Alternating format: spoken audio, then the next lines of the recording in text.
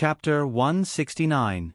Jingwan didn't know that for the people around Li Hongyuan, the opportunity to please her was a once-in-a-lifetime opportunity. After all, if one were to get on the good side of the future mistress, if one were to accidentally do something wrong, one word from her and nothing would happen to that person. If one were to gain her favor, they would be able to change their status and rise to the top.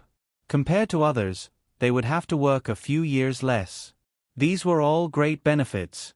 Moreover, the prince didn't stop them from doing so. On the contrary, sometimes, he even showed a gesture to let them do it actively. In this way, who wouldn't rush up? If they didn't work hard, what if someone else beat them to it? They couldn't even cry. However, this work couldn't be done by Eunuch Mu alone. He couldn't go into the water to catch fish, and he didn't carry any seasonings for roasting fish, so he had to share the work with the guards. As for why the guards had seasonings for roasting fish, he could tell you that as the head of the guards and also the head of the secret guards, he had to go out for missions from time to time, so he had been forced to form a habit. Of course, there were seasonings for roasting meat everywhere. Speaking of which, roasting meat should be similar to roasting fish, right? In short, he must have some necessary things in the wild that couldn't be found anywhere else. Therefore, even if Eunuch Mu was robbed of most of the credit, he could only pinch his nose and accept it. Jingwan's maids didn't rest. They went into the woods, quickly picked up a pile of dry wood, set it up, and made a fire.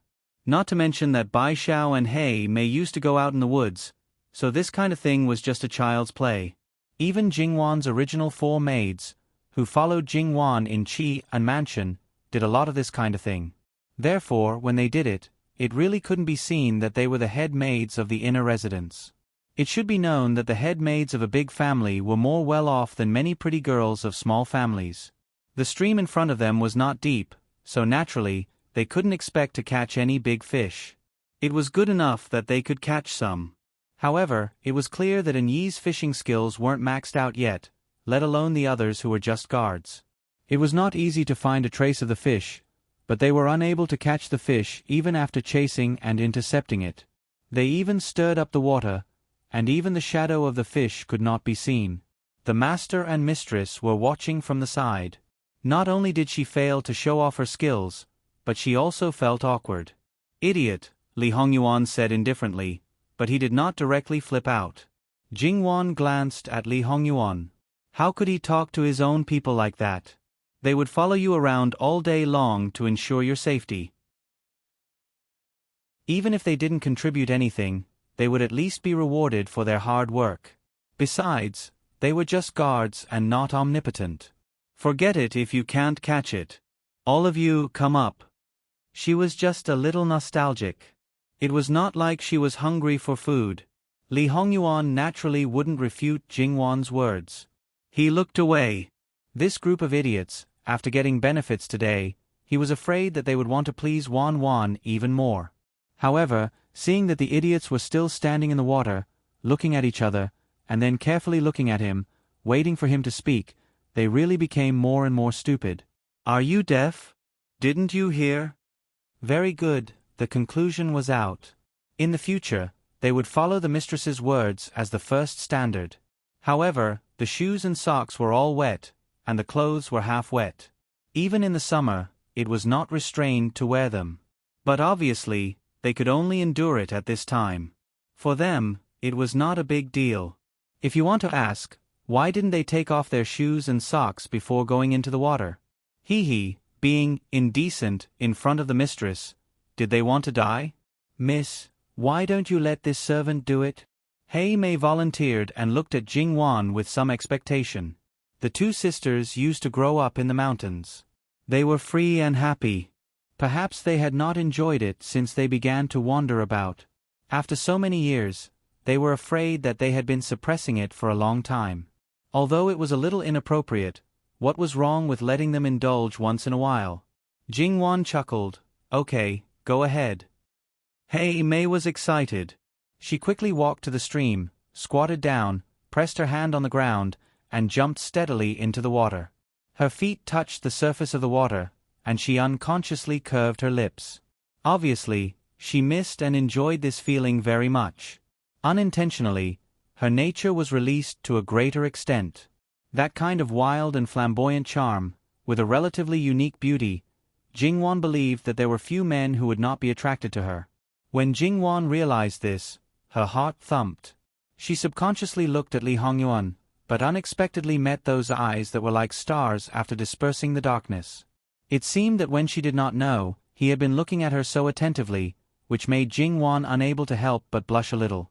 After meeting this bastard, from time to time, she would be teased until her face and ears turned red. Sure enough, she was also a person who could not avoid the vulgar appearance. Li Hongyuan curved his lips and smiled. Jingwan, what were you thinking about just now? Nothing. Could she say that she was worried that he had ideas about her maid? It must be said that Li Hongyuan's eyes had been on Jingwan's face the whole time. His reaction at that moment was simply too obvious. How could Li Hongyuan not know what she was thinking? His eyes fell on Hei Mei, who was already looking for a target in the water. According to her previous appearance, Li Hongyuan originally intended to send her to Wan Wan's side. However, her martial arts were indeed better than her sister's, and better than the other maids who were specially trained. He also thought that Wan Wan was not such a superficial person. For the time being, he would send her to take a look. If he really did not like her, he would change her. However, Wan Wan was indeed different. She could be said to have turned something rotten into something magical. This might be an exaggeration, but it was an indisputable fact that the originally somewhat unsightly person had become a different kind of beauty. Your maidservant is very beautiful. Your Highness is too kind. Jingwan's voice was a little cold. How about giving her to me? Li Hongyuan said with some interest. Wishful thinking. Jingwan's voice was not a little cold, but absolutely cold. Even her eyes were icy. But because she was angry, she did not notice that there was no emotion in his eyes. Those who did not know were sweating for Jingwan, especially a few maids who quickly surrounded Li Hongyuan. It seemed that if Li Hongyuan dared to make a move, they would fight him to the death. Hei Mei in the water also looked like she would explode at any time. However, there was still a little helplessness in her expression. After all, she was the one who caused the dispute between the girl and the future son-in-law. And those who knew could not help but wipe the sweat from the bottom of their hearts. Master, you have angered Miss Luo. When she treats you coldly, you will definitely not bear to do anything to her. At that time, the one who will suffer is still yourself, and the ones who will suffer more will also be us. You are already covered in dirty water. If you want to wash it clean, you don't know how long you will have to wait. Please don't die, and please let us go. Is this vinegar? Li Hongyuan did not seem to see their reaction as he calmly looked at her. Your Highness should not think too highly of yourself. Jingwan sneered. Jingwan's attitude made the commander of the Imperial Guards, who was standing not far away, unable to help but look over. The Jin Qin Wang, who was unbelievably gentle to his fiancée, made him quite surprised. However, as the commander of the Imperial Guards, he had been in the palace for a long time and had a deeper impression of Jin Qin Wang's temperament. Going head-on with him was definitely not a wise choice. He could not help but break out in cold sweat for Jingwan. However, he had his own responsibilities. This was not something that he should care about, nor was it something that he could care about. After all, this was a matter between the fiancé and fiancée. If you, a male outsider, got involved, it would only make things worse. Doing bad things with pure good intentions. Tisk, Jingwan doesn't care about herself, but is worried that the servant girl will be ruined by Ben Wang. Although he already knew that this would be the result, his heart was still a little bitter. He also thought that he had experienced everything, including death. His heart would not be hurt anymore. In fact, ever since he started over, there was really no one who could shake him in the slightest. He had long been prepared to grind with Jingwan to death. In this process, no matter what she did, she would not be able to hurt him. However, in the end, he still overestimated himself and underestimated the influence that Jingwan had on him. Li Hongyuan's words made Jingwan's anger subside slightly. Then, she discovered that his expression was a little wrong. He was still him, but she felt that he was a little hurt. Was it an illusion? Jingwan has never seen me before. Regarding my matters, she also heard it from other people's mouths. They all say that seeing is believing, and hearing is false. Not to mention, sometimes, what you see may not be true, so how can you jump to conclusions? I thought that you should be different from others. Is it wishful thinking? It's probably true. This weak attitude made Jingwan at a loss in an instant. This script changed too quickly, she was a little unable to catch it. Li Hongyuan reached out to touch her face. She didn't know what kind of mentality she had, but Jingwan didn't avoid it. Li Hongyuan smiled. I'm just joking with you. You took it seriously. I'll leave for a while. Li Hongyuan stood up and left without stopping. Soon, his figure was blocked by the trees. Jingwan frowned. Getting along with Jin Qin Wang, she always felt that something was wrong. Even if she told herself to let nature take its course and not think too much, sometimes it was hard to not think too much. Following Li Hongyuan, an Yi and the commander of the Imperial Guards also left. In this wilderness, no one knew if there would be an accident. Although there weren't so many accidents in the world, but everything should be prepared. If something happened to Jin Qin Wang, even if they had 10 heads, they still wouldn't be able to bear it. When they chased after him, they only saw Li Hongyuan's cold and stern figure standing with his hands behind his back. The two people subconsciously paused. They felt that the living king of hell right now was a real living king of hell. Just the figure of his back made people's scalp numb. Li Hongyuan turned around and the two people subconsciously knelt on one knee.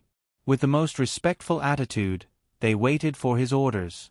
As it turned out, Li Hongyuan's mood was quite bad right now. The hostility seemed to be substantial, and he himself seemed to be somewhat unable to suppress it. Jingwan's words, at first, were only a little bitter, but that feeling didn't disappear so quickly.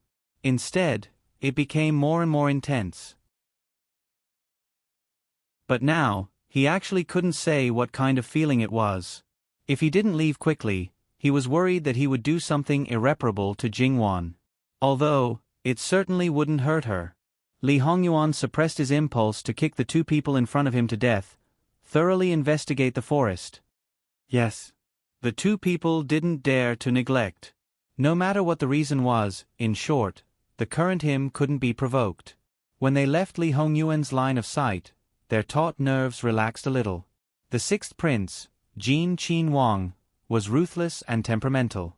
The commander of the Imperial Guards had never experienced it more deeply than at this moment. It turned out that when he was in the palace, he had already restrained himself a lot. He glanced at an Yi.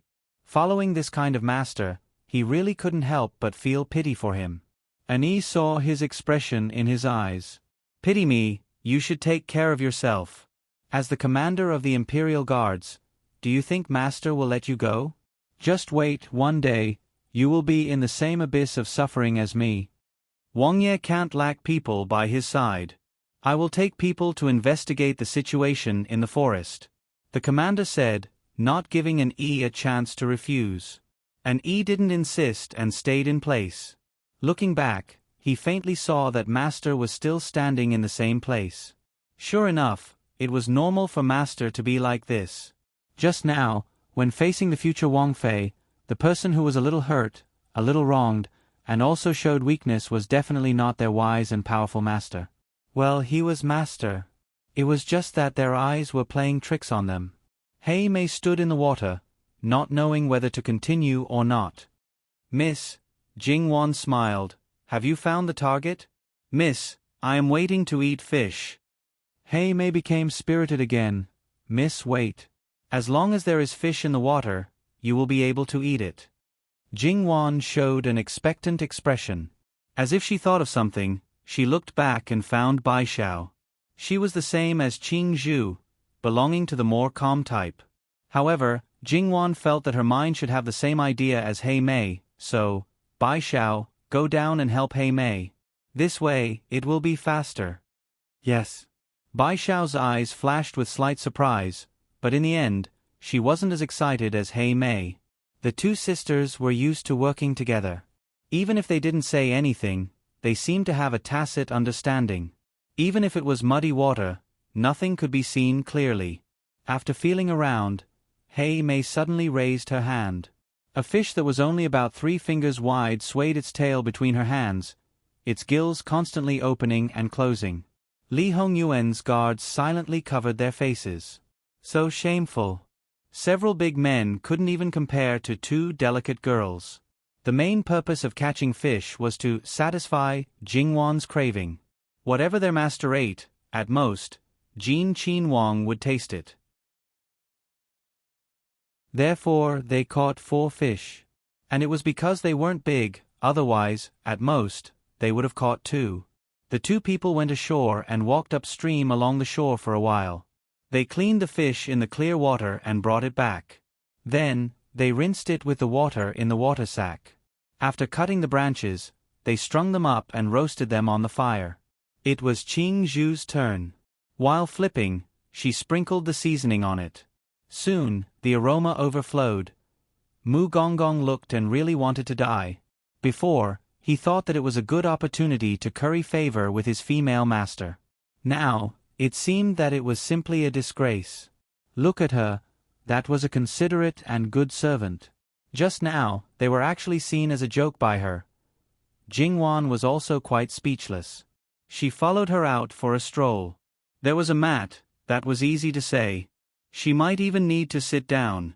There was a water sack, that was also easy to say. It was normal to be thirsty and want to drink water on a hot day. However, this dagger, this barbecue seasoning, and the fire starter from before, was it necessary to be so complete?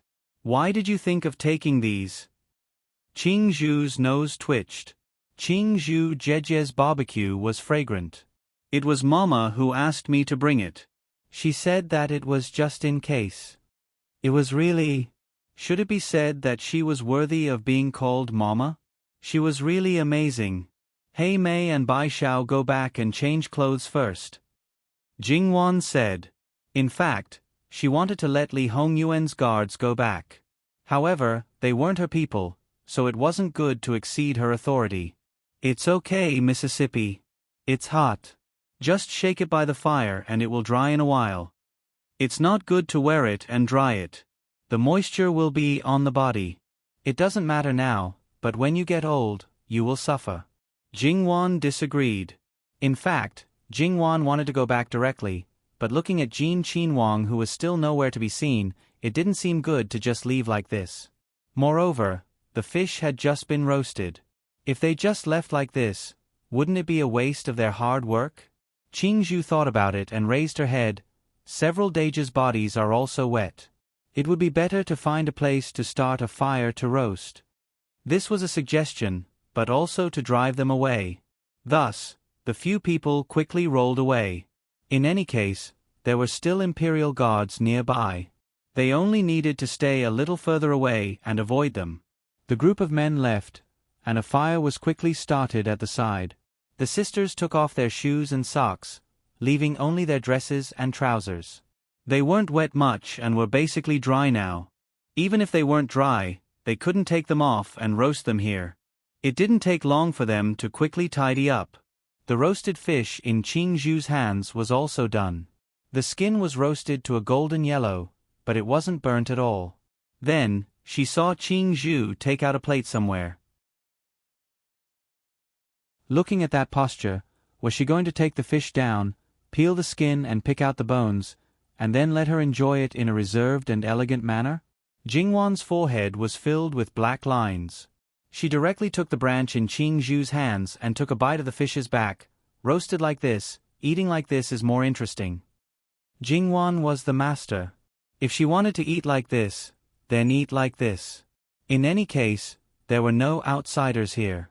As for whether or not they would be seen in the dark, who cares?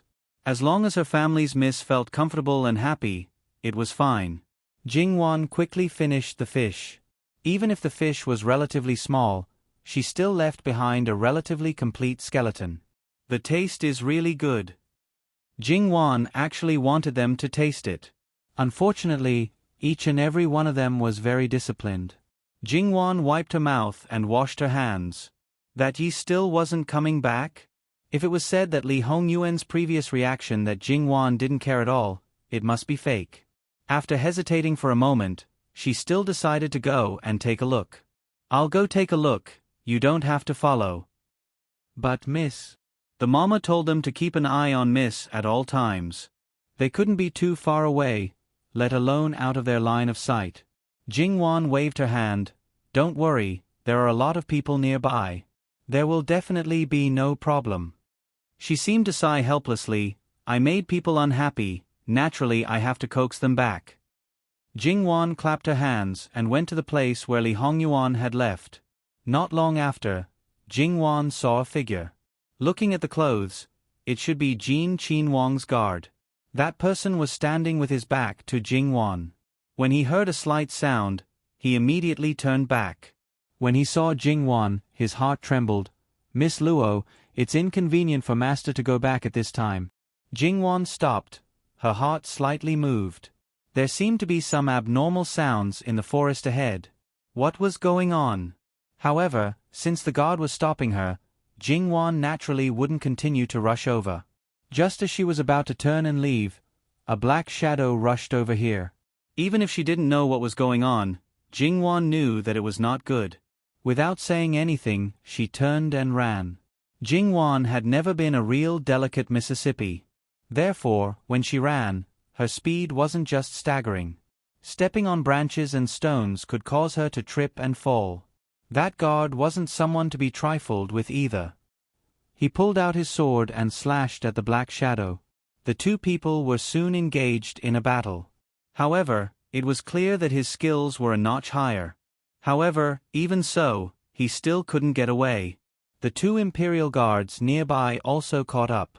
In a 3-against-1 situation, the man in black was more than enough to deal with one. Against two, he would be at a disadvantage, not to mention 3. However, before those two people could catch up, the man in black suddenly took out something from his waist. That was clearly a crossbow. Sacrificing an arm to deal with the guard, he aimed at Jingwan and pulled the trigger. "Wan, be careful." That panicked cry even carried a mournful cry. Jingwan didn't even think and didn't care about the situation on the ground. Her foot slipped and she rolled. With a swoosh, the sound of something breaking through the air came from above. Jingwan saw an arrow firmly nailed to a tree, half of it embedded in it. https://www.beacon.com/11/11807/6653159 HTML chapter error. Click here to report, exempt from registration. We will deal with it as soon as possible. After reporting, please wait patiently and refresh the page. Please remember the domain name of this book: www.beacon.com. Biku Gur mobile reading website beacon.com. Chapter 170. Jingwan's heart was filled with lingering fear. At the same time, she was extremely glad that the way she dodged was correct. She was even more glad that she wasn't raised to be a waste, like an ordinary girl in the boudoir. Not to mention other things, if her reaction was slow, the result could be imagined. Jingwan turned her head to look at Li Hongyuan's side. The next moment, her pupils violently contracted. Because Jin Qinhuang grabbed the hair of the already subdued black-clothed man with one hand, while the other hand held a dagger. It circled around the man's neck and slowly but powerfully slid past. Perhaps because he used too much force, or perhaps because the dagger was too sharp, blood spurted out. Even if Jin Qinhuang was standing behind him, his body was not stained with blood for a while, but that hand was not spared. But he didn't seem to have the slightest reaction, like a god of death who had frozen all 7 emotions and 6 desires, concentrating on reaping lives. The black-clothed man's head was separated from his body, and he, like throwing away garbage, casually threw away the dagger and the head. Really, it was no different from the small things he casually threw away on a daily basis. The headless corpse was quickly pulled to one side, just because it blocked his path. The bodyguards cleared the obstacles at the first moment. Li Hongyuan walked with steady steps, step by step, towards Jingwan. Jingwan's elbow propped on the ground, wanting to get up, but she found that her body was stiff and somewhat unable to move. She didn't know that her face was deathly pale, showing obvious fear. Don't blame her psychological endurance for being poor. After all, it was the first time she saw such a scene. It was impossible for a normal person to not have any reaction.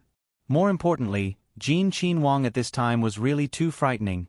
In her eyes, the world had faded, leaving only this man, a man who was like a god of death. Every step stepped on her heart, causing her heart to bear great pressure, as if half of it was being crushed. When there was something strange on her body, Jing-Wan was fiercely startled and was immediately helped up. Miss. It turned out that her several servant girls had rushed over at the fastest speed. Although they didn't see what exactly happened, but looking at Jing-Wan's state, looking at the King of Hell's imposing manner of Jean Qin-Wang, as well as the scene of Azura behind him, they couldn't help but stiffen and a chill ran down their backs. Even if Blackie and Bai Xiao had slaughtered a lot of prey, this person was different after all, not to mention Qing Zhu and the other maidservants who had never seen blood. Li Hongyuan didn't walk fast, but judging from his footsteps, he still had the same leisurely posture as when he was strolling with Jing-Wan. When he got closer, the maids protected Jing-Wan and retreated. Jing-Wan forced herself not to look at the scene behind him. She took a few deep breaths and tried to calm herself down. This person came for her. Jean Qin-Wang had avenged her. Jing-Wan retreated 2 steps and stopped, hinting the servant girls in front of her to move back. Although she was intimidated by his imposing manner, she still met his eyes that didn't miss her face. The hostility didn't disperse, the ferocity didn't diminish. However, in his eyes, Jing-Wan only saw herself. Wang Ye. Wan is afraid of me.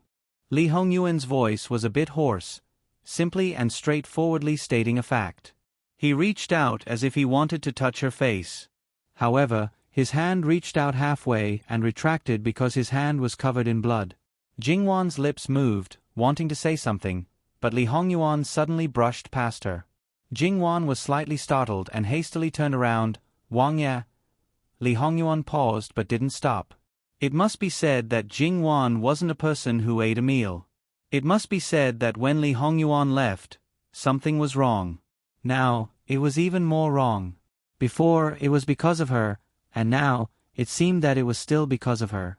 Jing-Wan subconsciously chased after him, temporarily forgetting the mess behind her. However, whether it was the guards or the Imperial Guards, even if they hadn't seen this bloody scene, they were still men in the end. Moreover, they had all been through strict training. Even if their faces were a bit off, they wouldn't be afraid. What really made them apprehensive was Li Hongyuan himself. Even if an E had seen Li Hongyuan's true nature, he still felt his legs go soft because of Li Hongyuan's terrifying, imposing manner. The closer he got, the stronger the oppressive feeling.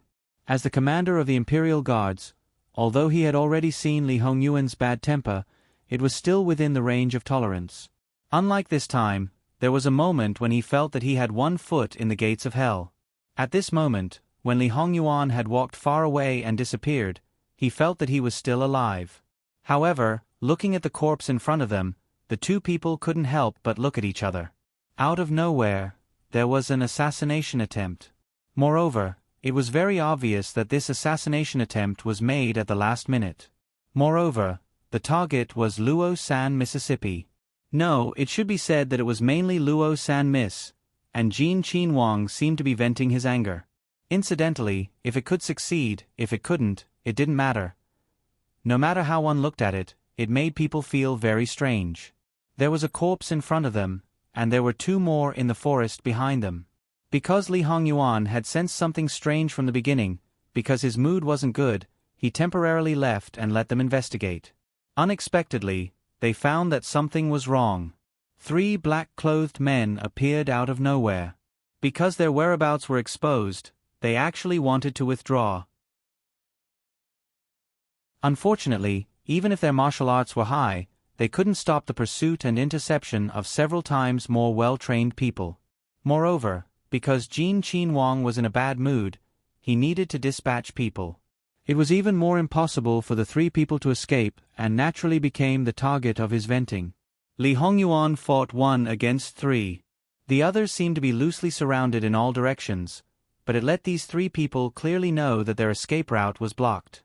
Therefore, even if Li Hongyuan wasn't their main target, they didn't hold back. However, when they really fought, they then realized how terrifying this Jin Qinhuang, who was said to have no good points other than his skin, was. What was valiant was not only his skill, but also that suffocating aura. Moreover, he clearly had the opportunity to kill them in one blow, but he tortured them to death. They clearly knew that they were mice under a cat's paw, but they didn't dare to struggle. For them, death was nothing. They had already prepared to die a long time ago. However, they were very unreconciled that they couldn't complete the task. But at this time, the target delivered himself to their doorstep. Therefore, of the 3 people, 2 desperately blocked Li Hongyuan, and the other rushed towards Jingwan. When the black-clothed man shot an arrow, he also had one of his arms chopped off. He knew that his head would be cut off soon after, but as long as the task was completed, it would be worth it. However, the arrow that he thought would definitely hit the target was dodged. Without hesitation, and the reaction was swift. When the black-clothed man's head was cut off while he was still alive, he stared unwaveringly at the unscathed Jingwan, and then died with his eyes wide open. The corpse had to be disposed of, and they also had to search nearby to see if there were any clues. Li Hongyuan returned to the stream and waded into the water. He very seriously washed the blood off his hands and body. Jingwan stood on the shore and looked at him. On such a hot day, she inexplicably felt a little gloomy and cold. The servant girls plucked the grass off her body, but she didn't even realize it. Li Hongyuan went ashore and carefully wiped off the water droplets.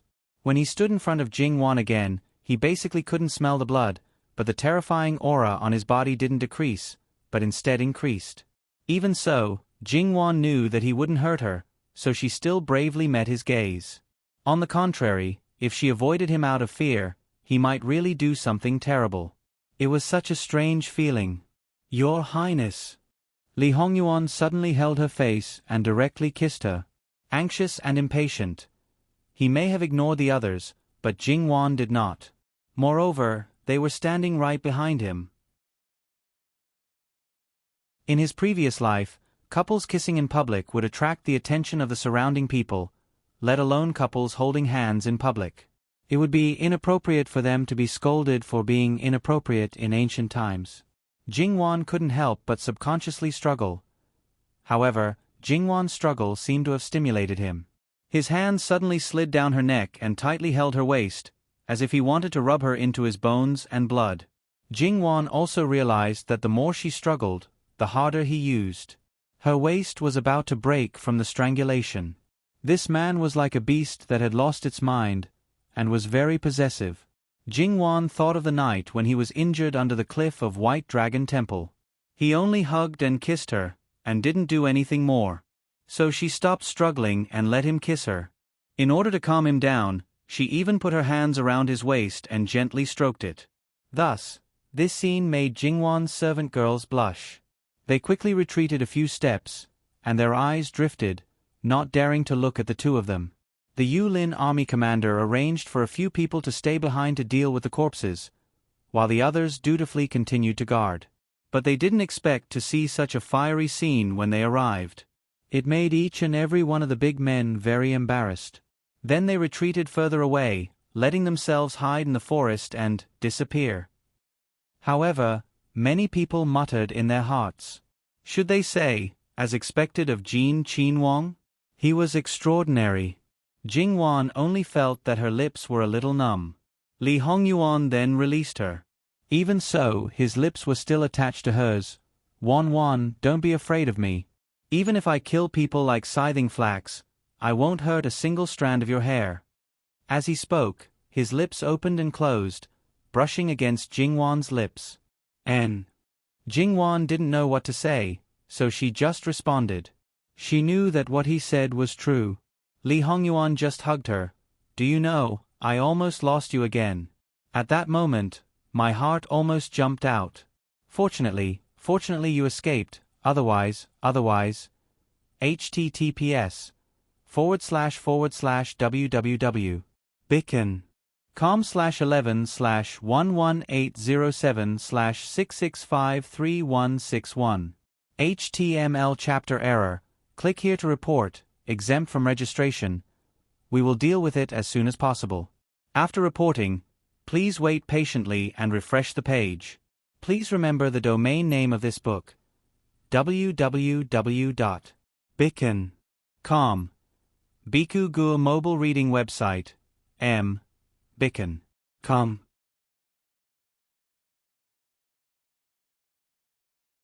Chapter 171. However, just let it be. When you don't care about others, you naturally don't have to care about how others think of you in their hearts, although this other person is the person you will get along with day and night in the future. However, even if it was a transfer of affection, there were some things that she actually benefited from. Jingwan was never a heartless person. As long as he didn't cross her bottom line, then as long as he treated her well, no, as long as he didn't treat her particularly badly, she could be a good wife. Moreover, the feelings that she reciprocated might not necessarily be love. Obviously, what happened just now had stimulated this living hell. Now, he was holding her tightly and wouldn't let go. Jingwan obediently let him hold her. Putting aside the fact that he occasionally made people feel ashamed and resentful, purely as a lover, this person was really impeccable. What's more, he was so hot that he let people see the scene. At this moment, Jingwan didn't care about being held. Moreover, if this could make him less terrifying and let him be comforted, Jingwan would accept it if he took advantage of her. However, was the one in his heart already gone? Thinking about it, according to this person's temperament and power, if it wasn't the separation of life and death, how could it be called lost and left? There was a saying that the living could never compete with the dead. Jingwan was glad that she didn't think of competing, otherwise, she didn't know what kind of virtue she would have made. Jingwan continued to stroke his back to comfort him and didn't say a word. Under the premise of not understanding the situation, it was often wrong to say more. Jingwan didn't want to be the understanding flower. However, it was a certain someone who knew the essence of taking a mile after taking an inch. When he found that his panic and weakness made Jingwan's heart soften, he hugged her and let go. With a hot start, he became unscrupulous. Except for his hands that didn't go too far, his mouth didn't stop. Jingwan was fine.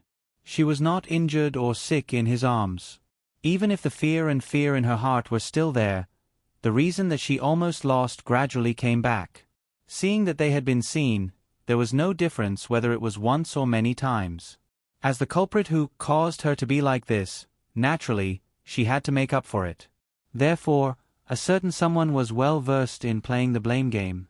Even if Jingwan was dizzy from his kiss and did not notice it for a while, because she was worried about his condition, she always maintained a bit of rationality.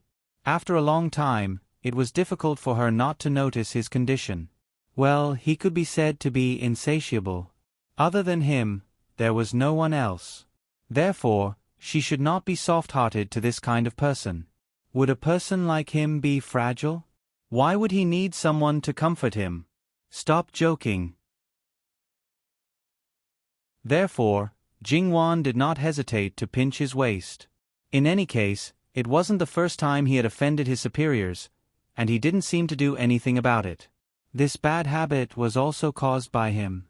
Jingwan's realization was something worth celebrating for a certain someone. This could be considered a historical improvement. Li Hongyuan was suddenly pinched.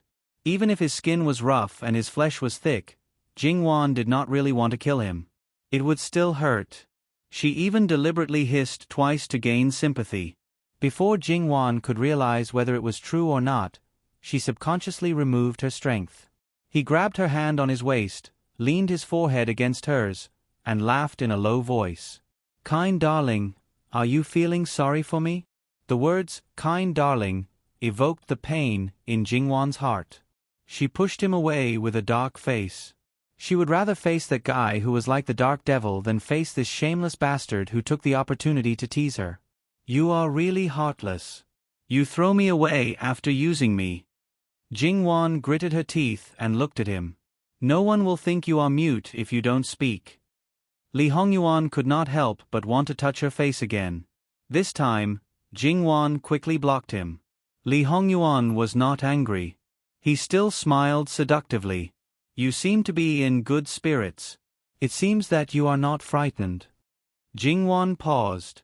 Her face was a little pale. Her lips moved, but she did not say anything.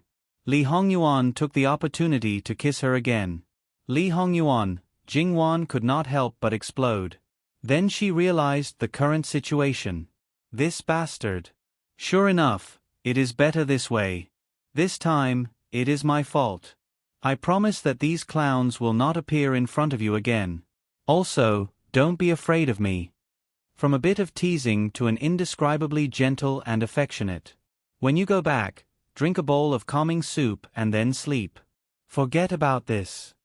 If he held it tightly and did not mention it, he might forget. It might also take root in his heart and sprout in the future.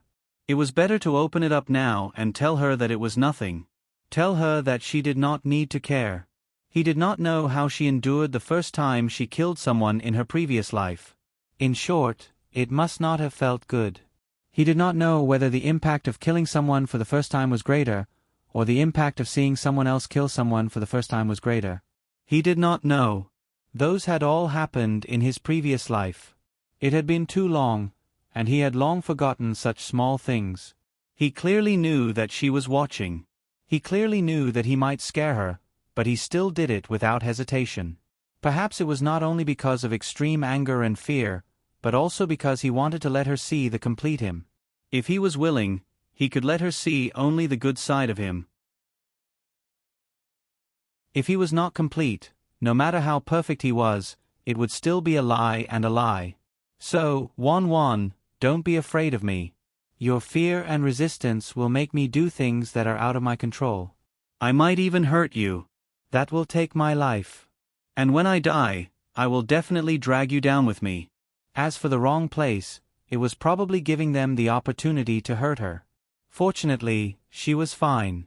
Otherwise, Li Hongyuan would definitely not care about anything and immediately exterminate the Ruan clan, flay some people, pull out their tendons, grind their bones, and scatter their ashes. Looking at her for a moment, he tilted his head, the gentleness in his eyes disappeared without a trace. Yu Zhongqing, send her back. If there is even the slightest mishap, bring your head to see me. The Imperial Guard commander did not dare to neglect and hurriedly appeared, asking Wang Ye to rest assured. Regardless of whether Jin Qinhuang wanted to send him away or for other reasons, with his valiant skills, his bodyguards were also not bad. He really did not need protection. Moreover, this kind of temporary assassination, there should not be a second time. Li Hongyuan looked at Jing Wan again. You go back first, I will deal with the matters here. Remember, today's assassination, you were only implicated by Ben Wang. As for the person behind the scenes, Ben Wang will definitely get to the bottom of it. This person was like this. One moment, he was still flirting, and the next moment, he was deadpan. Everything he did was for you, making you lose your temper. If you really insisted on being angry with him, in the end, you would probably be the only one angry. So she nodded. Wang Ye, be careful. Li Hongyuan nodded. Don't worry, Ben Wang has not married you yet. Jing Wan directly ignored him. Brushing past him, she directly left.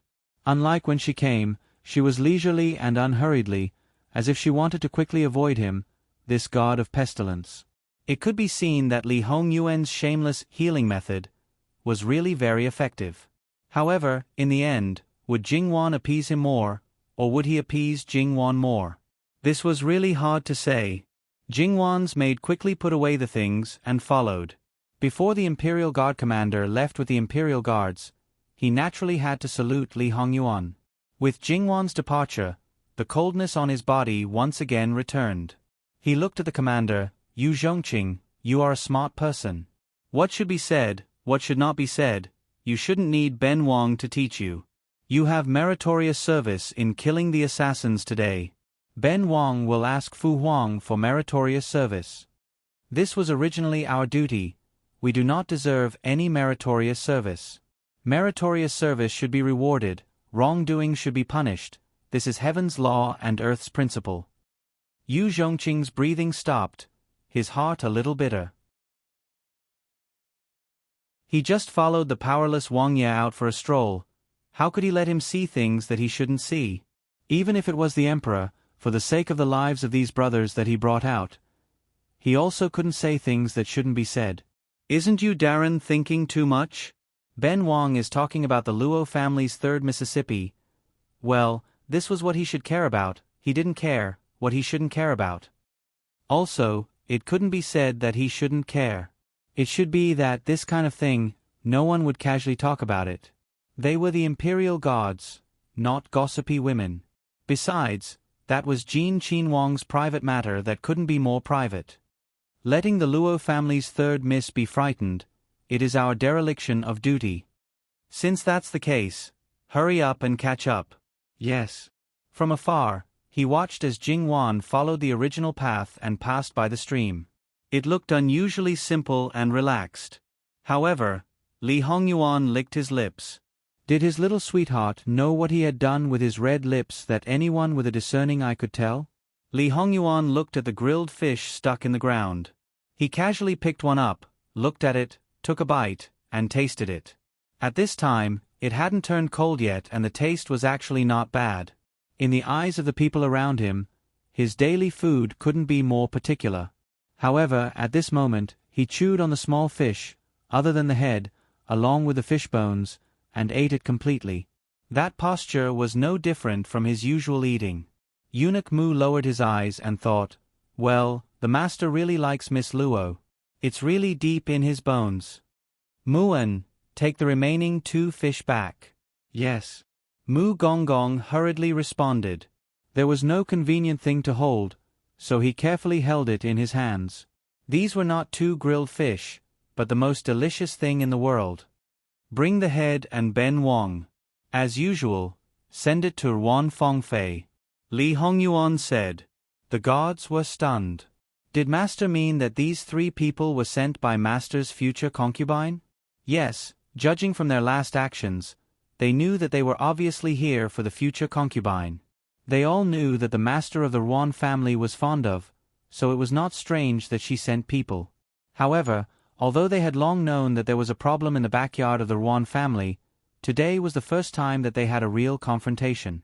They were stronger than expected. Although they were all ordinary guards except for the leader, they should not be worse than the secret guards of other families. However, in a one-on-one situation, they were no match for the other party. However, wasn't it a bit arbitrary to conclude just because of this? In an instant, they threw this idea out. How could Master judge wrongly? Even if it was wrong, then whoever he said would be the one. Even if it wasn't Ruan Fengfei, it had to be her. Ordinary methods couldn't be used to plant people in the backyard of the Ruan family, so Master didn't continue to use other methods. As for more, it was not something they could know. What Master wanted to know, they could know. Even if they knew, they would rot in their stomachs. But they should never inquire about things they didn't know. However, this as usual? According to what? In the end, it was still an E who understood in an instant, the maid from the Dragon Boat Festival. Send people to the front. Li Hongyuan understated his order. Hearing his words, sure enough, in Master's heart, only the Luo family's third miss was a treasure. If they dared to touch her, they would have to be prepared to bear the most tragic fate. However, Master only needed to say a word, but their subordinates had to run around until their legs broke. It would be best if they did it well, but if they didn't, then they were incompetent fools. However, it was really not that easy to do this matter now. Along the way, people were together. Not only were there the guards of each family, there were also the imperial guards. The security was extremely tight, and the possibility of being discovered was very high. But there was no other way. That woman's brain was sick. She had to provoke Master at this time, causing them to be implicated. This time, if they didn't properly teach her how to behave, it would be hard to make up for the pain of being oppressed by their master. Approaching, Jing Wan used a brocade handkerchief to cover her mouth. She couldn't see it, but that didn't mean she couldn't feel it. There was a slight tingling sensation. It could be seen how ruthless a certain beast's bite was. Jing Wan suddenly stopped, turned around, and looked at Yu Zhongqing. A man who wasn't even 30 years old, his facial features were also very handsome. As the commander of the Imperial Guards, he was the head of the third rank. Moreover, this man was said to be unmarried and was also one of the capital's golden bachelors. You Darren, regarding matters involving my daughter, please do not speak about it later. Yu Zhongqing understood her meaning. Miss Luo, please rest assured. Many thanks. Jing Wan squatted. Miss is too serious. Jin Wang was famous for being fond of beauties. The beauties by his side changed again and again. They had all heard of his so-called great favor, but they had never seen the specifics. They all said that he was affectionate and fickle, never truly stopping for any woman. What they saw today, they were afraid that they hadn't seen it. At least, he was very attentive to his current fiancée. And Jing Wan, through the previous matter, could be concluded that she wasn't delicate and weak, and her courage was also outstanding. The marks on Jing Wan's body weren't obvious, but they weren't difficult to find. For example, old Madame Luo immediately noticed her condition. She was so shocked that she immediately got up and hurried forward. Wan, what happened? Jing Wan timely showed a bit of panic. Grandmother, we encountered an assassin. What? Not only old Madame Luo, everyone present was shocked. Wan, what happened? Not waiting for Jing Wan to answer, Lu Chengdi's furious voice came from the other side. Yu Zhongqing, where is Jin Wang? These people came back, but his son and his son's guards were gone. Replying to the emperor, the assassins have been executed. Wang Ye is fine. Wang Ye said that he would stay to check the situation and ordered this subordinate to escort Miss Luo back. Check the situation? Asking a Wang Ye to do it, what are you doing? Emperor, please forgive me. Wang Ye ordered this subordinate doesn't dare to disobey. Yu Zhongqing's words made Lu Chengdi speechless. Immediately send people back. Emperor, Wang Ye is back. Lu Chengdi's guard reminded. Sure enough, Jin Wang walked in unhurriedly with two people.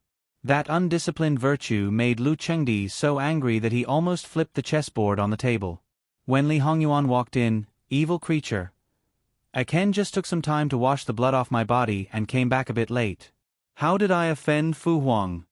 Li Hongyuan looked at Lu Chengdi as if he was looking at an unreasonable person. Lu Chengdi's veins on his forehead jumped. This evil creature. Lu Chengdi tried to calm his anger. After a while he asked, what happened? You ask Yu Zhongqing. Aken is going to change clothes. Just as he was about to leave, his eyes fell on Jing Wan. Then he said to old Madame Luo, Old Madam, this is Ben Wang's fault. It's just that the assassins appeared so suddenly that Miss Luo might be a bit frightened.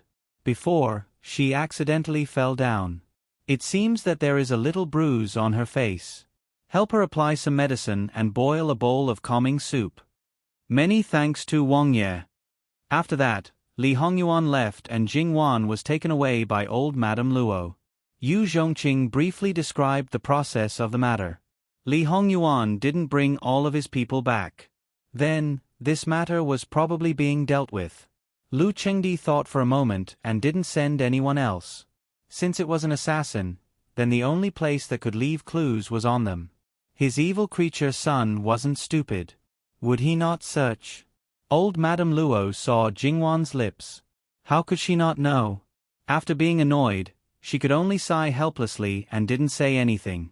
Instead, she asked about the assassins in detail. In fact, Jingwan only participated in that thrilling short period of time. She really didn't know more than that. After thinking about it, Jingwan didn't say that she suspected that the assassins were targeting her. The only one who had a big grudge against her was probably Ruan Fengfei. However, she was a young lady who lived in seclusion. How could she be so capable? If she could really do this, Jingwan would suspect her origin. Li Hongyuan didn't appear again after that.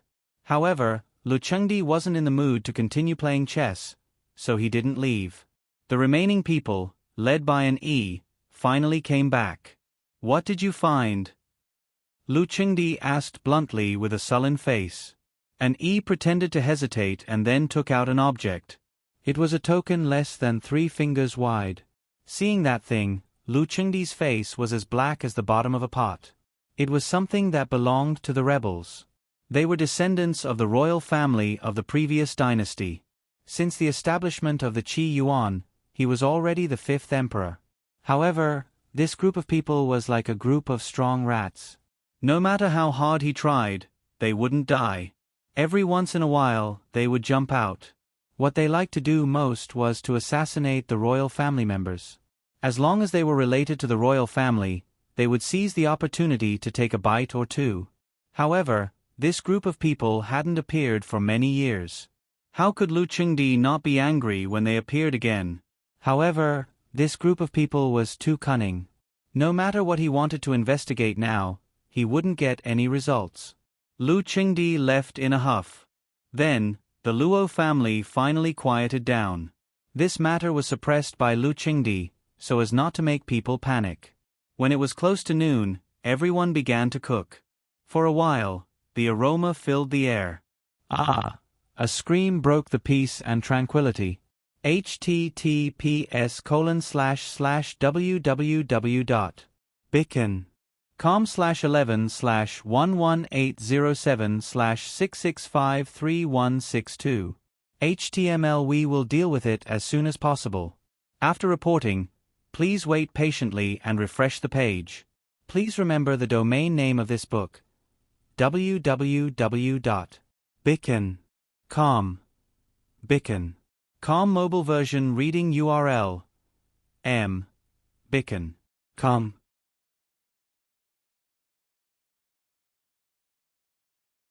Chapter 172. The voice came from the Ruan family. Something had indeed happened to the Ruan family. To be exact, something had happened to Ruan Fengfei. It was said that Miss Ruan was feeling unwell due to the extreme heat. She didn't sleep well last night and took a nap in the carriage. It was also said that she didn't like to have people by her side when she was sleeping. In her deep sleep, she felt something strange and thought that it was a servant girl who came to see her. She casually asked but didn't get any answer. Thus, she opened her eyes in displeasure and then, what she saw was 3 hanging bloody heads. Her hair was disheveled and her entire face was like that of her servant girl on the day of the Dragon Boat Festival. Other than the eyes, there wasn't a single place that was intact. Even the eyelids were cut off and the eyeballs were protruding. Not to mention that she saw it the moment she opened her eyes in a small space, even if it was at other times.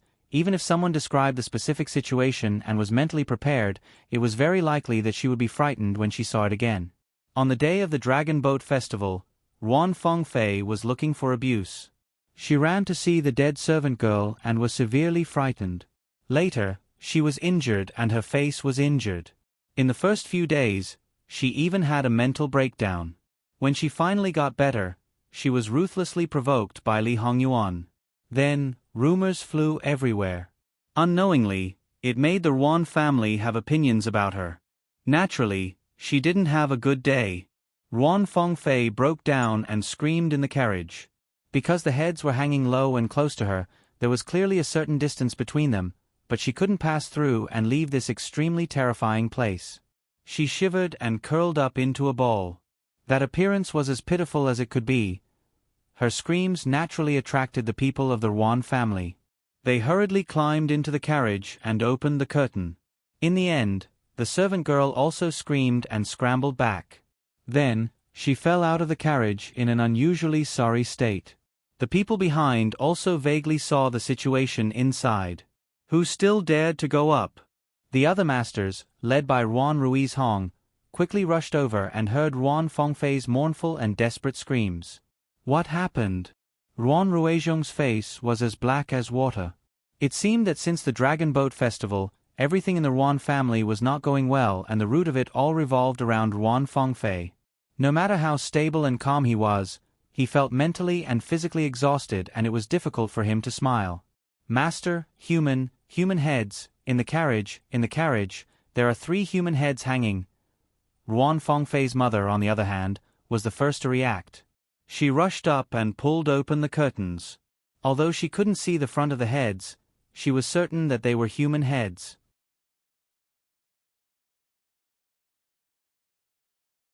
Then, he got into the carriage and checked the 3 heads without changing his expression. During this process, the Minister of Justice remained silent. Yu Zhongqing also stood quietly by his side. When that person got down from the carriage, he said, "Sir, the person who did this did it very cleanly. Except for the inside of the carriage, there are no traces of blood.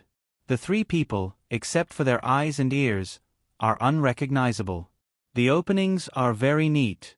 It can be seen that when they did this, they were very clean.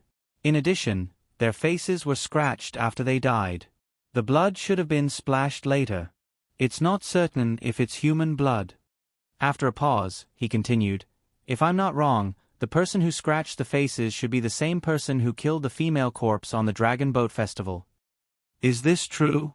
But didn't you say that the female corpse was scratched when she was alive?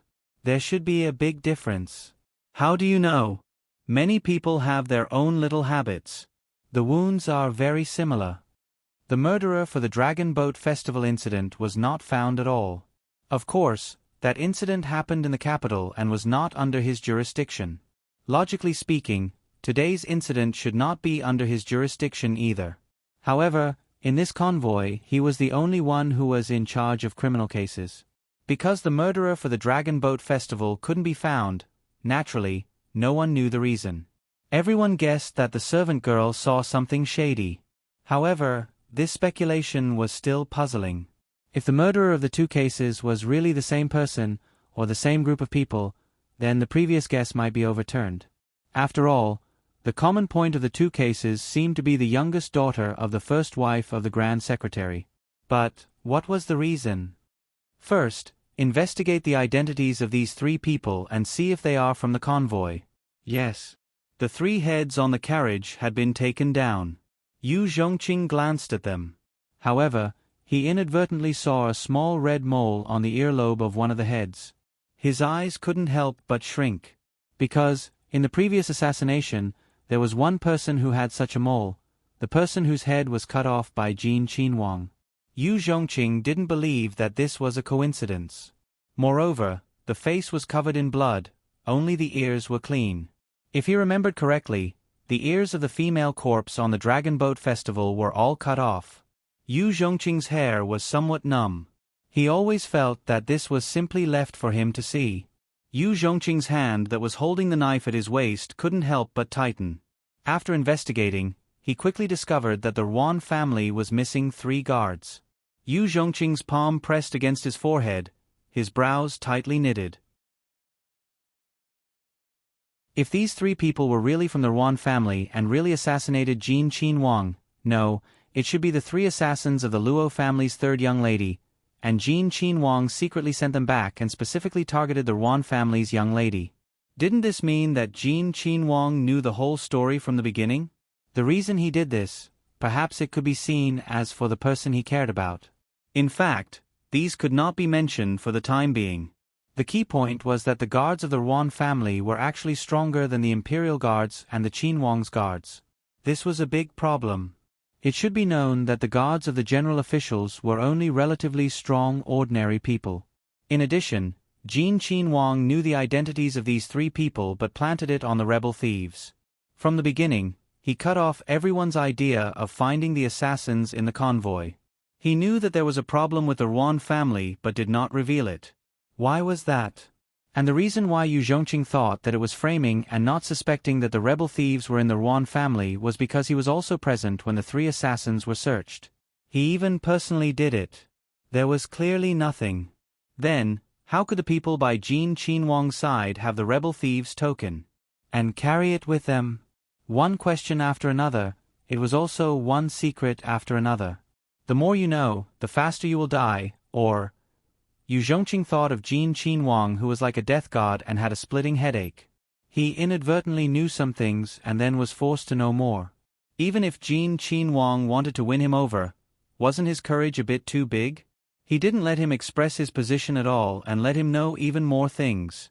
Was he really not afraid that he would report it to the emperor? The red mole on the earlobe was considered a good sign. These 3 people were identified as people of the Ruan family. As for where their corpses were, how did their heads end up on Ruan Fengfei's head? The first question was unsolvable. He sent people to the vicinity to search, but there was nothing.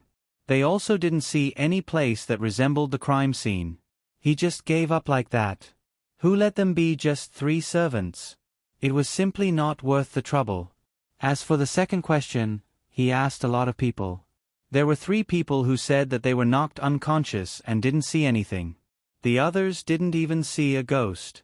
Yu Zhongqing looked at the forest in the distance. He clearly said that there were 3 assassins. Why didn't anyone connect the 2?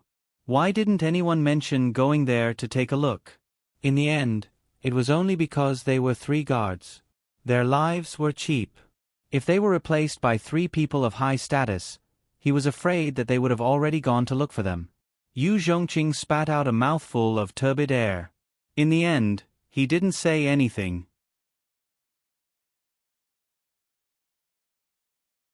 It's just that you were frightened earlier. Don't bother to listen to those dirty things. Nanny Gong came over and explained to Jingwan. Jingwan's heart skipped a beat. She was scared because she saw the bloody scene, and also because she witnessed the scene of Li Hongyuan cold-blooded killing. It was just a normal thing. How could it affect her? It was most likely that she saw blood again, or someone died directly. It was really quite unpeaceful along the way. Where is sister-in-law? Is she taking a nap? Since Nanny Gong didn't want her to know, she didn't ask, lest she felt disgusted. https://www.yangguiwaiwo.com/11/11807/6653163. HTML. Please click here to report, no registration required. We will deal with it as soon as possible. After reporting, please wait patiently and refresh the page. Please remember the domain name of this book: www.yangguiwaiwo.com. Biku Gu mobile version reading website: yangguiwaiwo.com.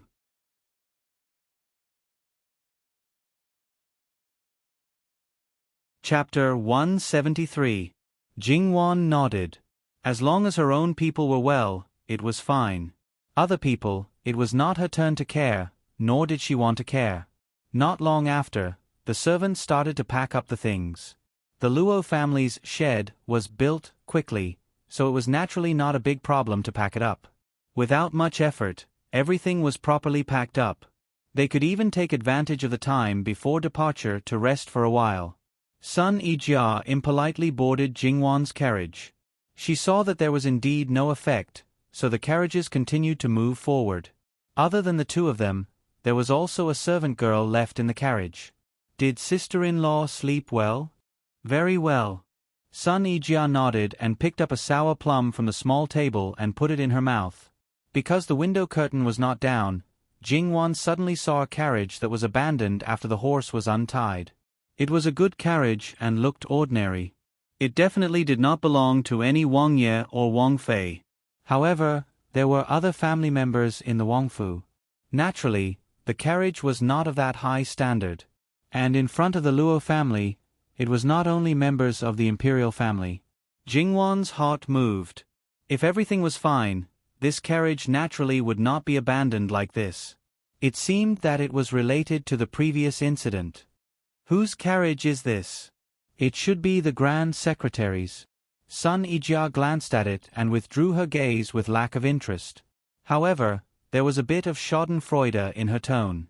The one who had an accident was Ruan Fengfei, so she was naturally happy. I heard that when Ruan Fengfei was resting, a very scary and dirty thing appeared on the carriage. She was very frightened and even went a bit crazy. Jingwan was rather speechless. Ruan Fengfei was her enemy, but she did not feel anything. This sister-in-law was actually happy. It's good that she went crazy. It's best if she went completely crazy. Then she doesn't need to enter Jin Wangfu to avoid annoying people. Sister-in-law. Jingwan was helpless. How could she still remember this? Alright, I won't say any more. She, Ruan Fengfei, has been plagued with bad luck recently. If I say too much, it will be bad luck. Jingwan didn't know whether Ruan Fengfei was unlucky or not. She only knew that Ruan Fengfei was indeed unlucky, and it was bloody unlucky. Even if it wasn't something that could scare people into madness, it was obviously messing with her. Jingwan originally wanted to take revenge, but looking at it now, it was as if someone was taking revenge for her. Moreover, it was done step by step, little by little. It felt like they could kill Ruan Fengfei with one stab, but in fact, they were using a blunt knife to cut her flesh. They would not stop until she was tortured and in heart-wrenching pain. She didn't know if it was to avenge her, but it was a fact that someone was targeting Ruan Fengfei. Then, who was this person? Was it the Jin Qin Wang Li Hongyuan who had humiliated Ruan Fengfei in the beginning at the Gong Qin Wang Fu? There were many things that seemed right but were actually wrong. However, when you really thought about it carefully, you would find that it couldn't withstand the scrutiny at all. There were many loopholes that couldn't be connected at all.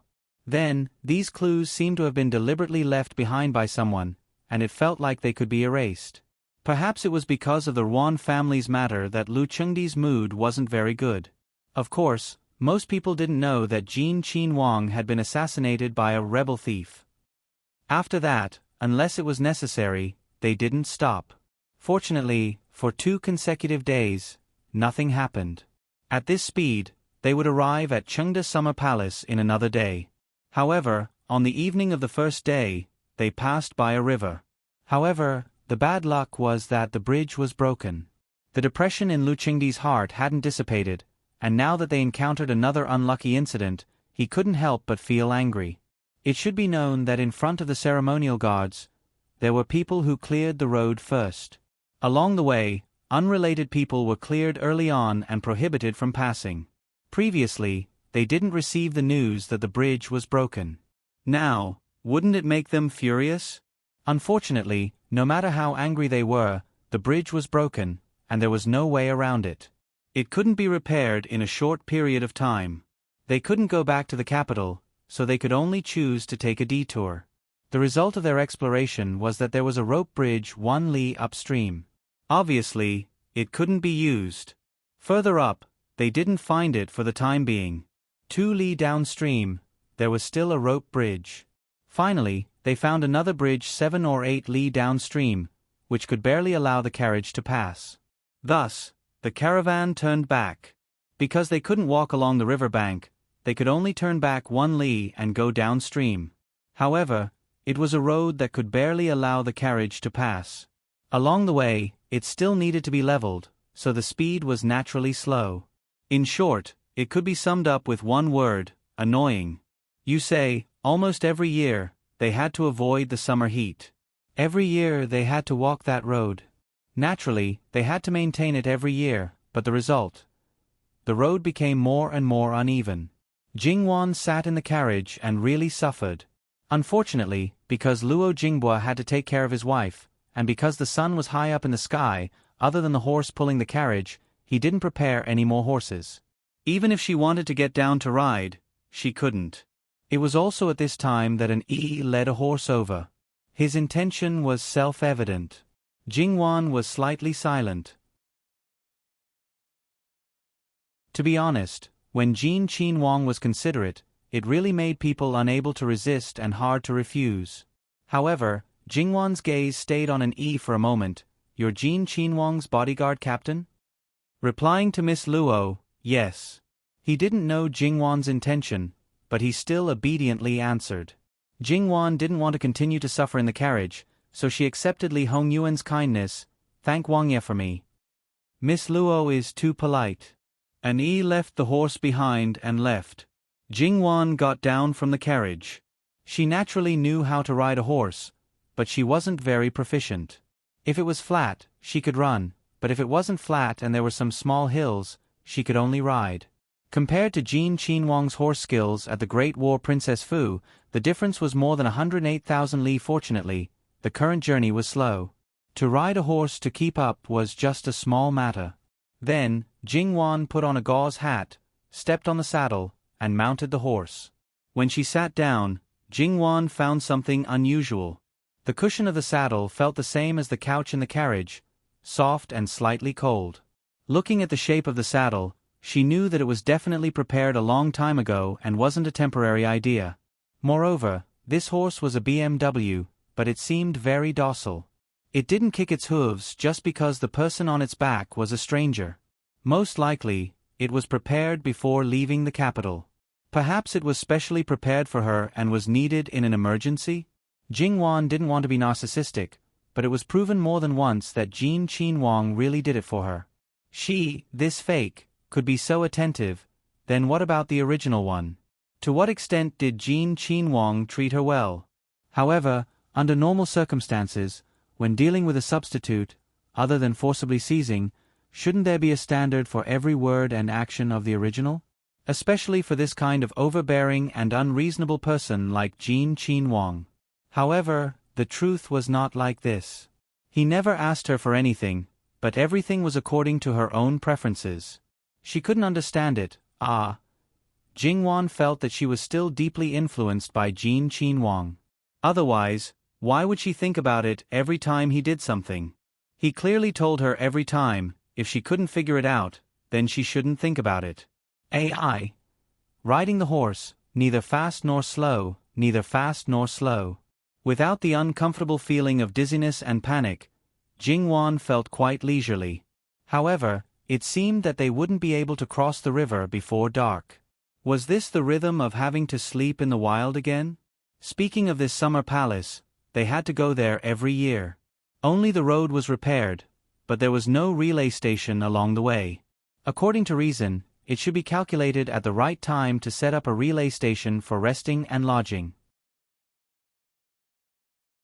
Moreover, because it was a place where the emperor needed to use, it should be very luxurious. As a result, along the way, there wasn't even a normal relay station.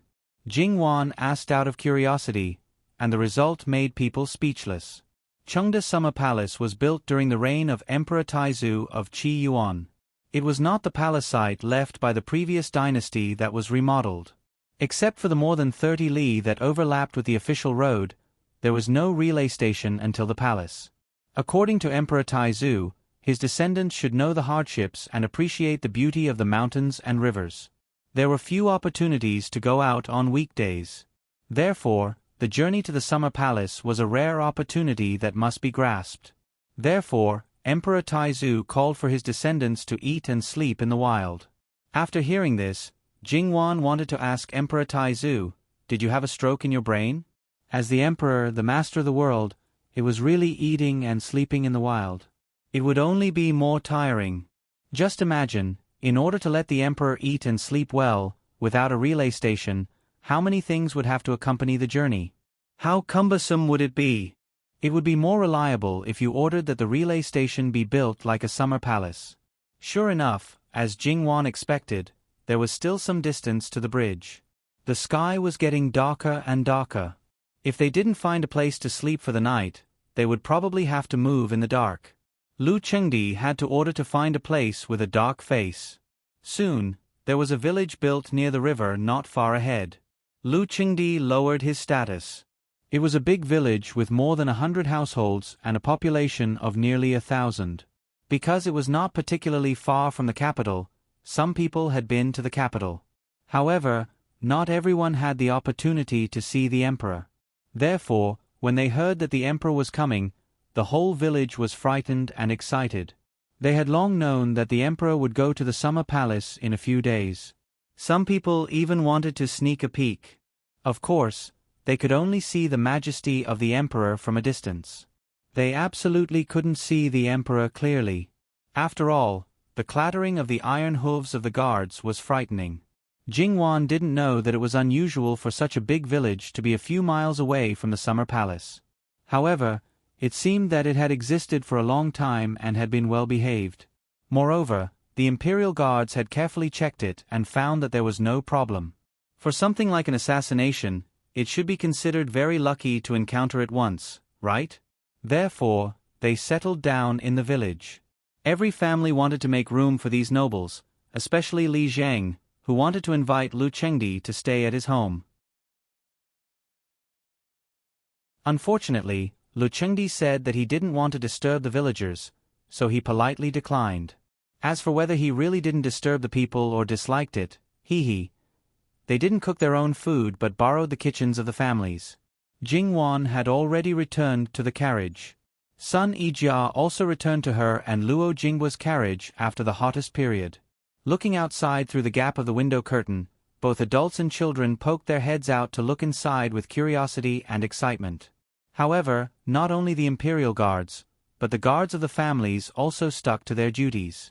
The young ladies and madams didn't show their faces, but the servant girls were busy going in and out. One must know that they were all servants. In the eyes of these people, they were unattainable. The peasant women were inevitably envious and jealous. Some men even couldn't help but reveal a lustful look. These beautiful and tender young ladies, perhaps they would never see them again in their lives. Jingwan frowned and put down the curtain. No matter what, she inexplicably didn't like this place. It wasn't that she had any opinions about these people who were at the bottom.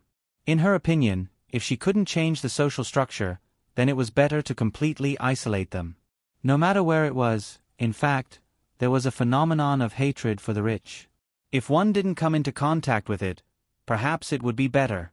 Once one came into contact with it, there would be an obvious difference in feeling and the gap in one's heart would grow. This could become the root of crime. When Jingwan heard that there were some young masters who seemed to be curious and brought people to wander around the village, her frown deepened. This wasn't a small village. There should be a lot of unmarried young ladies, and there must be some outstanding ones. Who knew if they would disturb the spring water because of them? In her previous life, there were a lot of melodramatic encounters in ancient dramas. However, if it wasn't a trap set by someone, even if it wasn't, the innocent young ladies who entered a noble house because of their appearance wouldn't have a good ending in the end.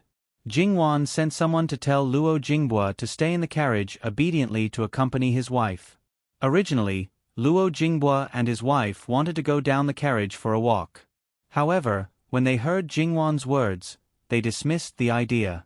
When they lifted the curtain and looked outside, they seemed to understand Jingwan's intention. Jingwan casually ate some food in the carriage. Originally, she didn't prepare much, and there wasn't much left. However, even so, if those farmers saw it, they might be drooling. Jingwan basically didn't use the serving chopsticks when eating. Therefore, she basically wouldn't give the leftovers to the maids. Now, it was even more impossible to give it to outsiders. Wash the dishes yourself. In addition, send some snacks, dried fruits and other things to the master. Also, leave some money for him. After Jingwan gave the order, she didn't say anything else. It might be more convenient to take a bath when sleeping in the wild. However, here, Jingwan felt uncomfortable. Therefore, she decided to endure it for the night and just casually wash up. No matter how much time was wasted, she would definitely arrive at the temporary imperial residence before tomorrow night. At that time, she would have a good bath. As night fell, the village gradually quieted down. Only the occasional dog barking could be heard from afar. Jingwan didn't sleep very well in the carriage. In the middle of the night, Jingwan suddenly woke up. It should be known that this situation was very rare for her. Jingwan faintly heard the noise. Was it almost dawn? Mama, what time is it? Mama Gong was right beside her. She reached out and patted her. It's still early. Do you want to drink some water? Yes. Then, a small lamp was lit. The light wasn't strong, but it was just enough for her to see clearly. Without Mama Gong's order, the maid quickly brought in the water. After all, their carriage was right next to them. https://www.bicken.com/11/11807/6653165. HTML. Please click here to report an error. Registration is not required. We will deal with it as soon as possible. After reporting, please wait patiently and refresh the page.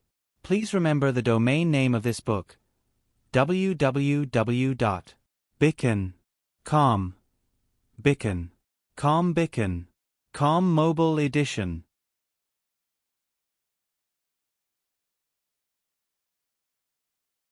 Chapter 174. Jingwan drank the water and listened carefully. She felt something was wrong. Did something happen? Miss, do you want me to go and have a look? Nanny Gong said. Jingwan shook her head. No need. If something really happened, we'll know in the morning. Something that happened in the middle of the night was definitely not a good thing. It might be some shady business. No matter what the purpose was, whether or not he could find out was one thing, but he was afraid that he would get himself into trouble if he didn't do it well. Nanny, go and rest. You don't have to stay here to watch over me. We're outside, not at home. Miss, sleep well. I'm fine. Although Nanny Gong spoke softly to her, Jingwan knew her insistence. They had been together day and night for more than 2 years. It was enough for them to know each other's temperament. When Nanny Gong was stubborn, Jingwan could not do anything to her. So, she had better go to sleep. Jingwan yawned and lay back down. She was not very awake. After Nanny Gong turned off the light, she fell asleep quickly. After that, she slept well. Nanny Gong gently fanned Jingwan to make sure that there was a cool breeze, but it was not too fast to disturb her. In the darkness, although she could not see clearly, Nanny Gong still looked at Jingwan. Good girl, after tonight, those demons and monsters related to the prince will be cleaned up. He said that he will treat you well for the rest of his life. Believe him.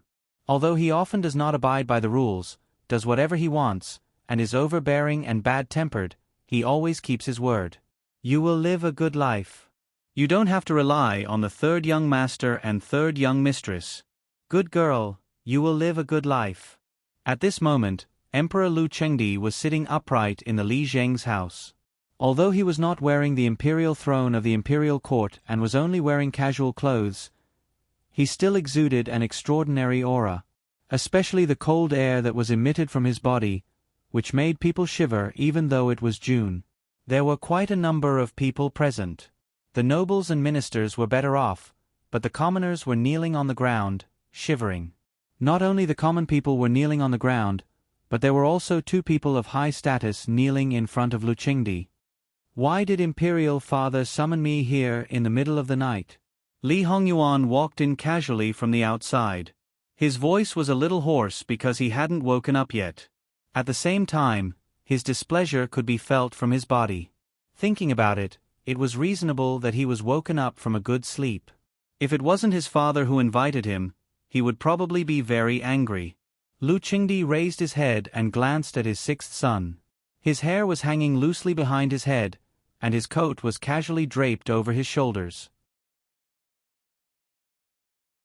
Under the dim light of the fire, Lu Chengdi looked much more docile and harmless than usual, which was full of anger and anger. As his father, Lu Chengdi had never seen him like this. Your clothes are disheveled, what a scandal! Li Hongyuan frowned, feeling that his anger was rising again. In fact, he had never slept well. When he slept, the environment was very quiet, and any noise would disturb him. When he woke up, he was very grumpy. These days on the road, he naturally didn't sleep well. At this time, even his father wouldn't be able to get a good look from him. He rubbed his eyebrows and suppressed his anger. Imperial Father, what's the matter? If there's something, say it quickly. This prince still needs to sleep. He glanced at the people kneeling on the ground. Why aren't you sleeping? Are you singing a drama? In his previous life, after he ascended the throne, especially after the country was stable, even if the sky fell and the earth cracked, it would have to wait until he woke up. In this life, the only thing that could disturb his sleep without arousing his anger was probably Jingwan's matter. Being woken up in the middle of the night, no one would be happy. Knowing his temperament, Lu Chengdi didn't argue with him at this time. Yuan, sit down first. Noble consort Su said in a soft voice. Li Hongyuan glanced in the direction of the voice. Imperial Mother, why are you here? Imperial Mother and your Imperial Father don't want to be tormented at this time, but, alas. Noble consort Su sighed helplessly. Eunuch Mu and the others brought a chair for him and placed it next to noble consort Su. Li Hongyuan seemed to hesitate for a moment, then slowly walked over with a sullen expression. After sitting down, he directly reached out and pressed his hand to his forehead. He leaned against the chair in an undignified manner and then closed his eyes. From where imperial concubine Su was sitting, she could clearly see his slightly furrowed brows. There was a hint of forbearance and sullenness mixed in. He seemed to be quite uncomfortable. Noble consort Su felt sorry for her son. Her son usually slept until he woke up naturally. Waking up in the middle of the night, he must be suffering. Therefore, her anger towards the culprit rose even more. Lord Ruan, how long is your good daughter going to make us wait? Even though Ruan Ruizhong's back was hunched, he seemed to have aged 10 years in an instant. He looked dispirited. Although he had only twisted his waist before, he probably wasn't very nimble now, so noble consort Su's anger didn't subside. Noble consort. Ruan Ruizhong's lips moved, but he couldn't say the rest of the words. Li Hongyuan opened his eyes and glanced at him. This old man was already so depressed now. When he knew everything, even if he didn't vomit blood and die, he would most likely have a stroke and collapse in bed. Wouldn't the plan of squeezing him for a few more years be ruined? Li Hongyuan looked away with disinterest. In the entire Qi Yuan, there were tens of millions of people. Couldn't they find a person who could replace him, Ruan Ruizhong? If it was useless, then it was useless. Is Ruan Fengfei causing trouble again? Tell me what's going on first. That little B**TCH has the gall of a bear's heart and leopard's guts. As your future imperial consort, she actually hooked up with someone else. Noble consort Su gnashed her teeth and said hatefully. Ruan Ruizhong's vision turned black, but he couldn't defend himself and could only gasp for breath. Li Hongyuan paused and then straightened his body, slightly surprised. This is her way of making Ben Wang regret? He sneered. She's really going all out. Looking at the two men kneeling in front of Lu Chengdi, no, one of them could only be said to be a teenager. Then, who is this man, Uncle Zhong or 11th brother, or both of them? Jin Qin Wang. Ruan Ruizhong trembled all over, looking like he couldn't wait to strangle Li Hongyuan to death. That's why, once Li Hongyuan's mouth became poisonous, even a saint could stomp his feet. Li Hongyuan sneered, she has the guts to do it, why would she be afraid of others talking about it? Sixth brother, it has nothing to do with me. It's Uncle Zhong, not me, it has nothing to do with me. 11th Prince hurriedly distanced himself. He didn't want to be remembered by the terrifying sixth brother. He also made a move on his several imperial brothers who held great power, without any leniency. He himself, this pitiful worm without power and influence, certainly wouldn't be enough to play with him for a round. Speaking of which, 11th Prince was also depressed. He was just used to seeing all kinds of beauties around him. Suddenly coming to this kind of place, he met a good-looking and enthusiastic girl and wanted to taste a beauty with a different flavor. To put it bluntly, he was used to eating exotic delicacies and suddenly wanted to taste plain porridge and side dishes, just as Jingwan expected when she first entered the village. This girl happened to be from Li Zheng's family. Moreover, speaking of which, he was the one who was seduced. Perhaps she really was blinded by riches and honor and wanted to achieve good things early. That girl was hungry and couldn't be choosy, and chose someone who seemed to be easy to hook up with and had a noble status. And a certain prince really willingly took the bait, so there was an appointment at night. Unfortunately, this pair of wild mandarin ducks was just about to fiercely grind each other when they heard movement and bumped into another pair of wild mandarin ducks who were working hard to fight. That feeling was really... Previously, when Lu Chengdi didn't say anything, 11th Prince knelt quietly. At this moment, he probably really wanted to prove his innocence to his sixth brother, so he spilled the beans and explained the cause and effect of his experience clearly without omitting anything. Therefore, in the eyes of these unfavored princes, Li Hongyuan's despotic power was more terrifying than Lu Chengdi's power. 11th Prince was not yet 14, but since he first had sex, there were signs that he couldn't stop. However, because he was still in the palace and wasn't old enough to marry, he could only fool around with the palace maids around him. Then, he secretly looked at the other palace maids in the palace, even his father's concubines, and swallowed his saliva. It was no wonder that he was so easily tempted by her. After he finished speaking, Lu Chengdi lifted his leg and kicked him. What a good-for-nothing! 11th Prince staggered, but Lu Chengdi didn't use too much force, so he knelt down obediently. However, he carefully moved a little further away. In Lu Chengdi's mind, 6th Prince was also beautiful, but he knew restraint. He was not the kind of licentious person who disregarded his health and dared to play without restraint. His hair was not even fully grown, but he dared to play without restraint. Was he not afraid of hurting his health? After all, he was his son. He had to ask the imperial physician to check his pulse after the matter. However, even if his son took the initiative to do something wrong, it was because he was led astray by others. Moreover, this time, he was obviously seduced by others. So, this was all the fault of the other party. Li Zheng, you have raised a good daughter. Li Zheng knelt on the ground, trembling more and more. His daughter was usually proud and arrogant, but who knew that she would do such a ridiculous thing? Your Majesty. He trembled but couldn't say more. The girl wasn't any better.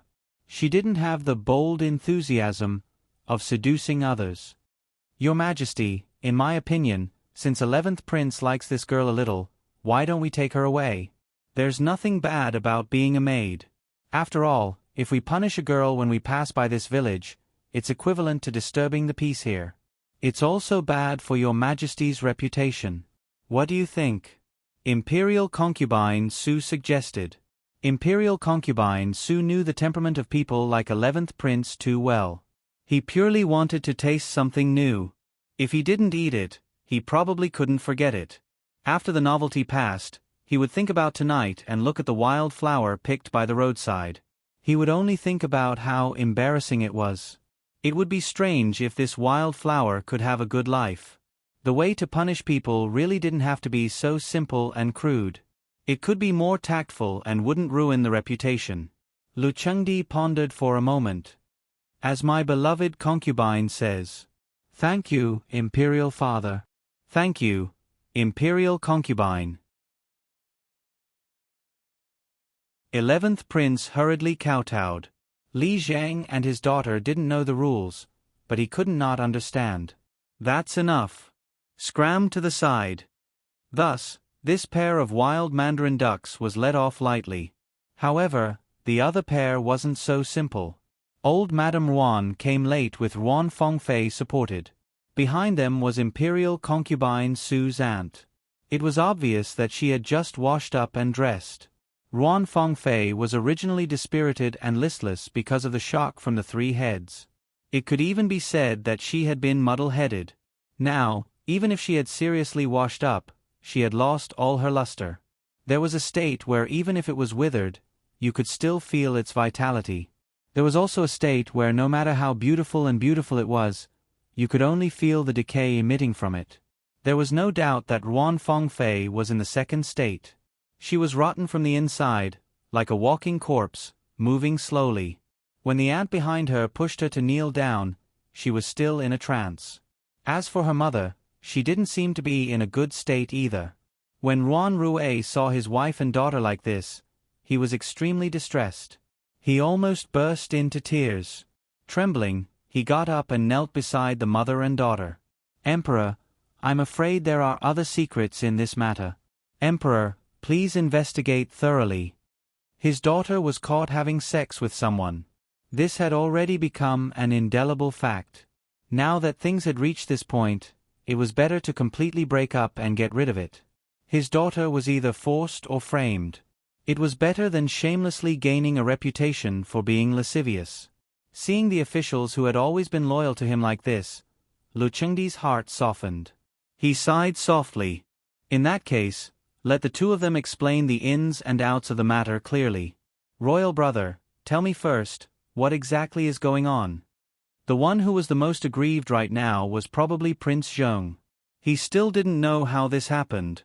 He inexplicably became an adulterer. He was only slightly awakened when he was caught, and when he found out about the situation he was facing, he was almost scared to death. Imperial brother. Prince Zhong's lips wriggled. This matter, He didn't know how to say it. He was afraid that no one would believe him. However, he had to say it. Because it was too hot and I couldn't sleep, I kept tossing and turning on the bed. So, this younger brother simply got up and walked around blindly. Because the Imperial Army was patrolling at night, this younger brother didn't bring any guards. Unknowingly, I walked a little further away. When I heard some noise, I was a little scared and was about to turn back. Who knew that I suddenly smelled a strange fragrance? After that, I didn't know what happened. Then, my nephew and the others appeared and attracted the Imperial Army. Prince Zhong looked vexed. This meant that he was definitely not the one who was scheming. It just happened that he was the one who was being schemed against. Lu Chengdi's brows were tightly knitted. Prince Zhong suddenly became anxious. Imperial brother, believe me. Everything I said is absolutely true. Although this Miss Ruan hasn't married into the family, she is still sixth nephew's woman in name. Even if I ate a bear's heart and a leopard's gall, I wouldn't dare to touch his woman. Believe me, I'm really innocent. He almost cried. Okay, shut up. Lu Chengdi said irritably. Noble consort Su looked at Prince Zhong with an even worse expression. At that time, Sun Yijia was Yuan Er's prospective Wang Fei. His son dared to have evil thoughts. Now, she was just a prospective secondary consort. Father and son were of the same origin. What did he not dare to do? Lu Chengdi's eyes fell on Ruan Fengfei, who kept her head down. Ruan, what do you have to say? Fengfei, what grievances do you have? Tell His Majesty. His Majesty will definitely make a decision for you. Fengfei, say something, Fengfei. Madame Ruan shook Ruan Fengfei and cried uncontrollably. After a long time, Ruan Fengfei slowly turned her head to look at her mother in a daze. Say what? There's nothing to say. Fengfei, Madame Ruan hugged her. Good daughter, don't be like this. Don't be like this.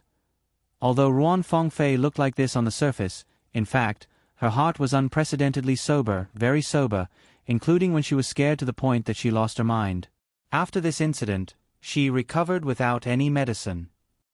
Perhaps it was similar to the saying that when things reach an extreme, they will move in the opposite direction. In the middle of the night, her cousin from her maternal family came to find her. Because the people who served her, including her mother, all knew him and knew that they were close, they didn't stop him and couldn't stop him.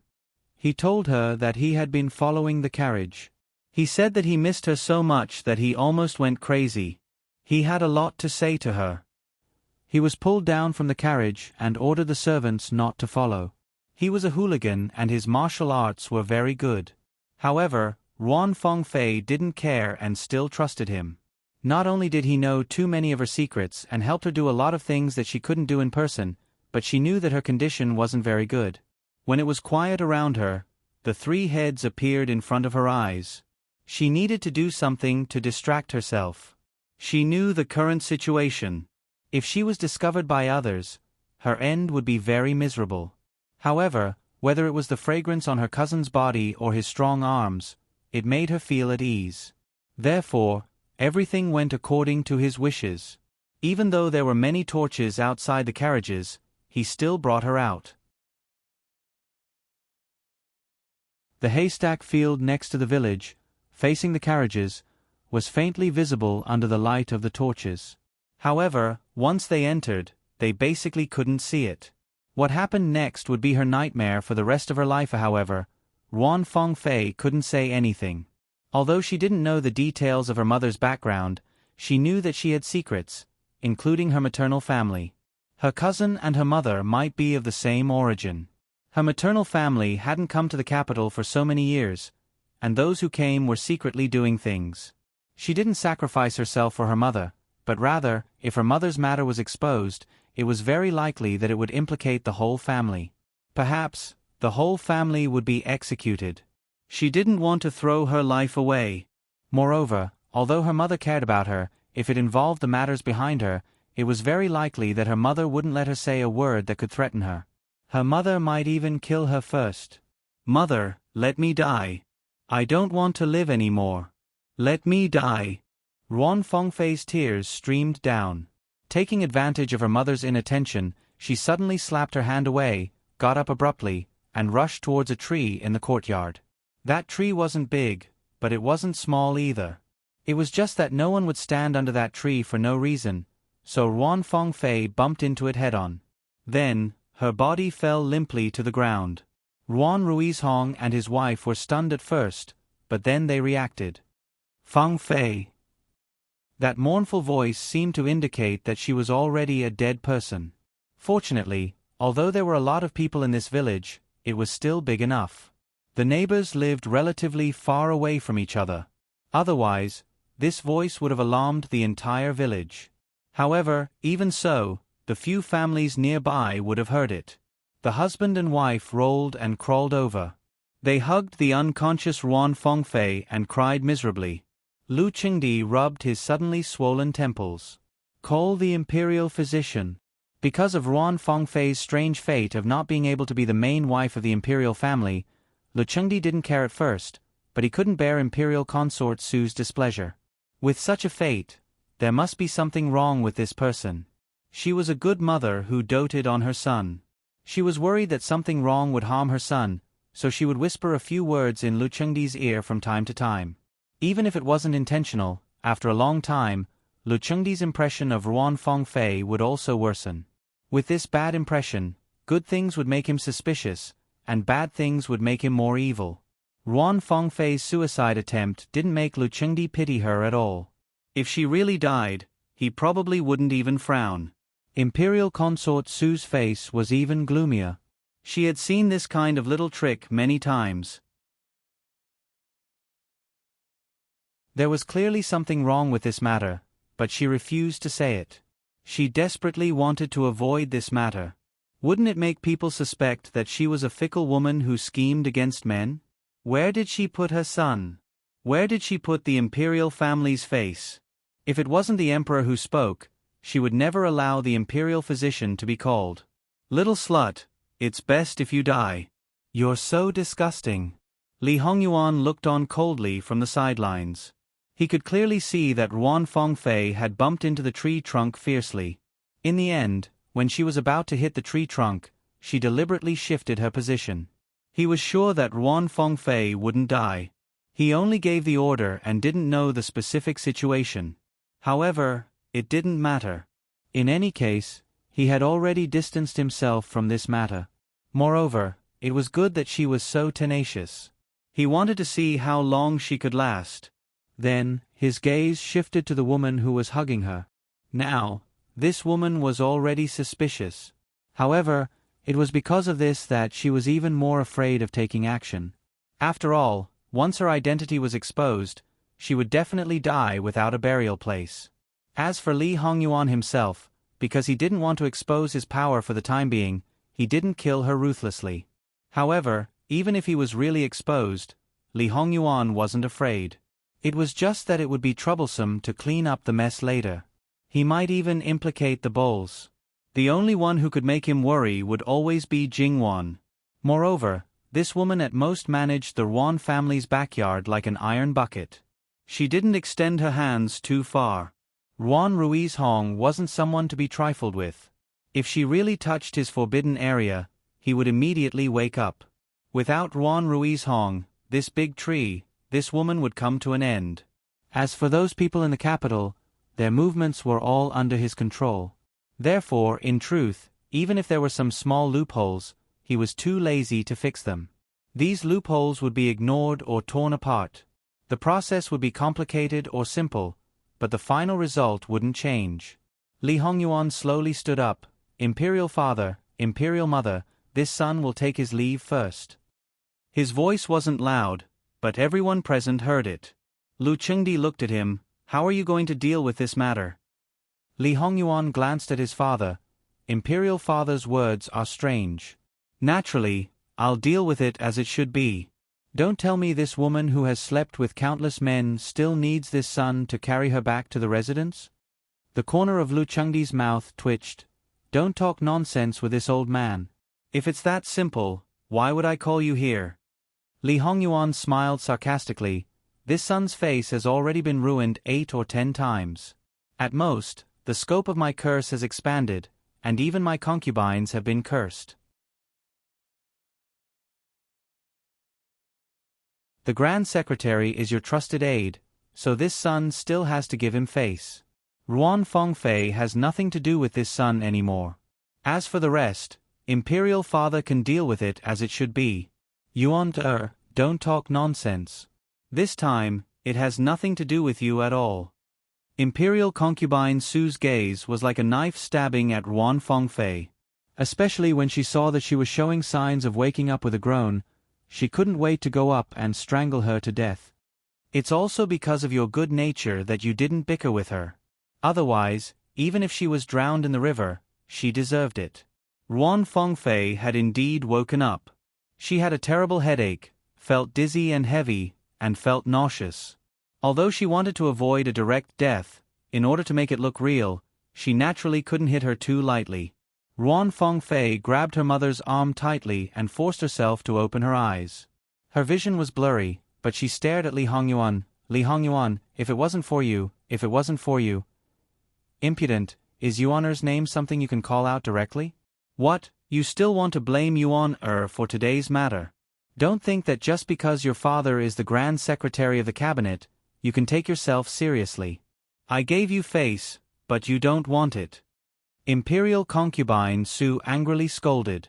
Ruan Ruizhong was also angry, but he could only tell Ruan Fengfei to shut up and then apologize to Imperial concubine Su. Imperial concubine, please don't be angry. My daughter didn't mean it that way.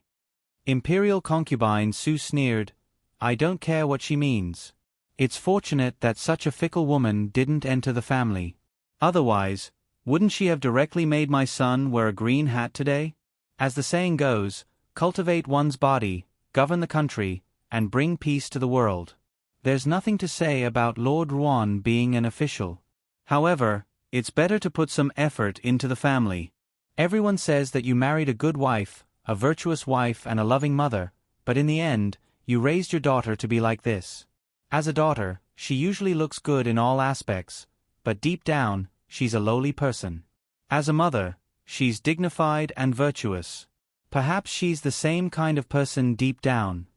Imperial concubine, Ruan Ruizhong's tone became harsher. Imperial concubine, please don't slander others. There must be a hidden story about my daughter's matter. Hidden story? Of course there is. The hidden story is that she's naturally dissolute and seduced men in her boudoir. Imperial concubine, could it not be? If she didn't run out on her own, would she be at the haystack? Don't say that she was schemed against and was taken away by others. How many servants in your Ruan family say that they're vegetarians? Even if she was schemed against, with so many people, why was it only her who got into trouble every time? In the end, isn't it because there's something wrong with her? Ruan Fengfei refused to defend herself, and Ruan Ruizhong was rendered speechless by Imperial concubine Su. Lu Chengdi coughed lightly. Beloved concubine, that's enough. Lu Chengdi was simply giving advice after Imperial concubine Su had finished speaking. It was so stifling that it made one's heart, liver, and lungs hurt. Zhongqing, go to the Ruan family and ask if it's the same as before. Replying to your majesty, this subject has made the decision without authorization. I've already asked. There's nothing unusual with the Ruan family.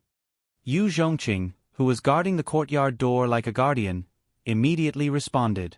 Well, previously, Ruan Fengfei was frightened and 3 people were drugged. However, since then, there was no one who left her side, but there was nothing unusual. Lu Chengdi couldn't help but suspect that his beloved concubine's deduction was correct. It was already hot, and Ruan Ruizhong was sweating profusely. He wanted to ask Ruan Fengfei again, but unfortunately, he fainted again. Master, can you let it go first? Save her first, save her first. Madame Ruan pressed a handkerchief to her forehead and pleaded. Yes, yes, the imperial physician. Where's the imperial physician? The imperial physician had actually already arrived and was huddled at the courtyard door. When he heard Ruan Ruizhong's voice, He hurriedly came in and greeted Lu Qingdi and imperial concubine Su. "Okay, quickly go take a look." The scene fell into silence again. "This son will take his leave." Li Hongyuan spoke again. Without waiting for Lu Qingdi's response, he directly lifted his feet and left. Lu Qingdi didn't ask him to stay. He turned to look at imperial concubine Su. "Beloved concubine Ruo, why don't you rest first? Wait a little longer. Your Majesty, since Miss Ruan is unwilling to tell the truth, we can't use torture on her. Let's not talk about the cause of the incident. So many people saw what happened between her and Prince Zhong. It's better to deal with it as soon as possible. My poor Yuan clearly didn't do anything, but he was inexplicably implicated again and again." As she spoke, she couldn't help but cry. Not to mention others, even Lu Qingdi couldn't help but twitch the corner of his mouth. That evil creature was pitiful? And before, what did she say that he had a good temper? If he was pitiful, then there was no one in the world who wasn't pitiful. If he had a good temper, then there was no one in the world with a bad temper. However, Ruan Ruizhong and his wife, as well as Prince Zhong and the others, all looked at Lu Qingdi. Lu Qingdi pondered for a moment. "Beloved official Ruan has been loyal to me and worked hard for Qiyuan. I can't bear to see his good reputation ruined. Imperial brother, you don't have a wife now. You should marry this daughter of the Ruan family." This subject obeys. Prince Zhong always knew what to do in front of Lu Qingdi. Imperial concubine Su slightly lowered her eyebrows and narrowed her eyes. Ruan had ruined her son's reputation, yet he still wanted to retreat unscathed and become a prince consort? Not only did he not trample on Ruan, but he also raised her status and made her a senior instead of a concubine? It wasn't so beautiful even in her dreams. She leaned closer to Lu Qingdi. "Your Majesty, have you forgotten the order that Master Liaochen gave to Miss Ruan?" With this reminder, Lu Qingdi suddenly came to his senses. "Thank you for reminding me." So, he turned his head and changed his words. "The daughter of the Ruan family is impure after all. She should be a concubine." Ruan Ruizhong almost spat out a mouthful of blood. In his opinion, it was obvious that noble consort Su was playing tricks. Obviously, she had forgotten that Li Hongyuan had told him about Ruan Fengfei's fate. "Thank you, Your Majesty." It was fortunate that Jing Wan was not present. Otherwise, she would have asked the Grand Secretary of the Inner Court to gauge the extent of the trauma in his heart and ask him if he would still be loyal to Lu Qingdi after the way Lu Qingdi treated him. Although thunder and rain were the grace of the Emperor, after he gave his heart and soul in exchange for the Emperor's thunder, would he really have no complaints in his heart? When Ruan Ruizhong thanked the Emperor, at least his heart was not calm. Was he targeting Lu Qingdi, noble consort Su, or Li Hongyuan? Moreover, if Lu Qingdi handled it like this, wouldn't it ruin Ruan Ruizhong's reputation? It wasn't a clever cover-up in the first place. It was equivalent to not having any cover-up at all. If Jin Qinhuang was involved, trying to cover up would only make it more conspicuous. How about this? Lu Qingdi also felt tired and told them to do what they were told to do. After Ruan Fengfei woke up, if she wanted to talk, then she would talk. If she didn't want to talk, then she wouldn't talk. Lu Qingdi also didn't have the patience to pay attention to him. He only told Yu Zhongqing to strengthen the defense and patrols. Every family also couldn't lower their guard. This journey was really not peaceful. The following matters were also handed over to Yu Zhongqing to wrap up. Even if Li Zhang heard something that he shouldn't have heard, to have given birth to such a shameless daughter, he himself also lost enough face. As long as he was smart, he would restrain his family members and not go outside to talk nonsense. It should be known that as a common person, if they were caught criticizing the imperial family, it would be a serious crime. Li Hongyuan returned to his own Qinhuang carriage. An E quietly went up and knelt on one knee in front of Li Hongyuan. He softly reported the matter. The bridge on the road was broken by them. This was within Li Hongyuan's expectations.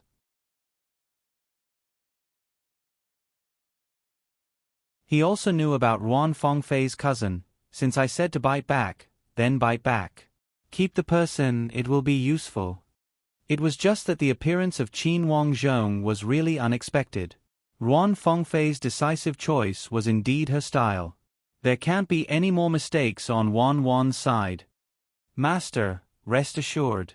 Because Luo Daran and old Madame Luo already know about Master's matter, when they were in the capital, they had already sent guards to the Luo family. Miss Luo has always been surrounded by people to protect her. There won't be any problems. And Li Hongyuan closed his eyes. Go down. https://www.bicken.com/11/11807/6653169. HTML chapter error. Click here to report, exempt from registration.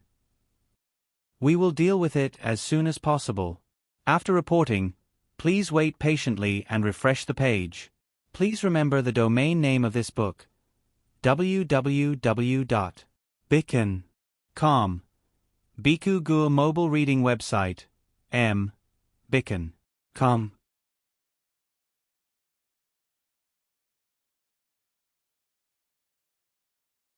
Chapter 175. Although she was drenched in sweat, Jingwan was still in good spirits. Taking advantage of this time, Jingwan went to pay her respects to her grandparents. Not long after, Luo Jingbua appeared with son Yijia. Just like the past few days, it was not easy to see his grandfather every morning, talk to him, and have breakfast together. Because there were a total of 5 masters in the Luo family for this trip, they did not separate the male and female seats. They sat together and spoke without scrupulous etiquette. Instead, they appeared to be affectionate. In these few days, Luo Daran even had a little thought of retiring from his official position and enjoying the happiness of family life at home. However, as soon as these words came out, they were strangled in the bud by his furin. Luo Daran stroked his beard. The older his furin got, the more domineering she became. The older she got, the less gentle she became. His position in her heart was also getting worse. Grandmother, did something happen last night?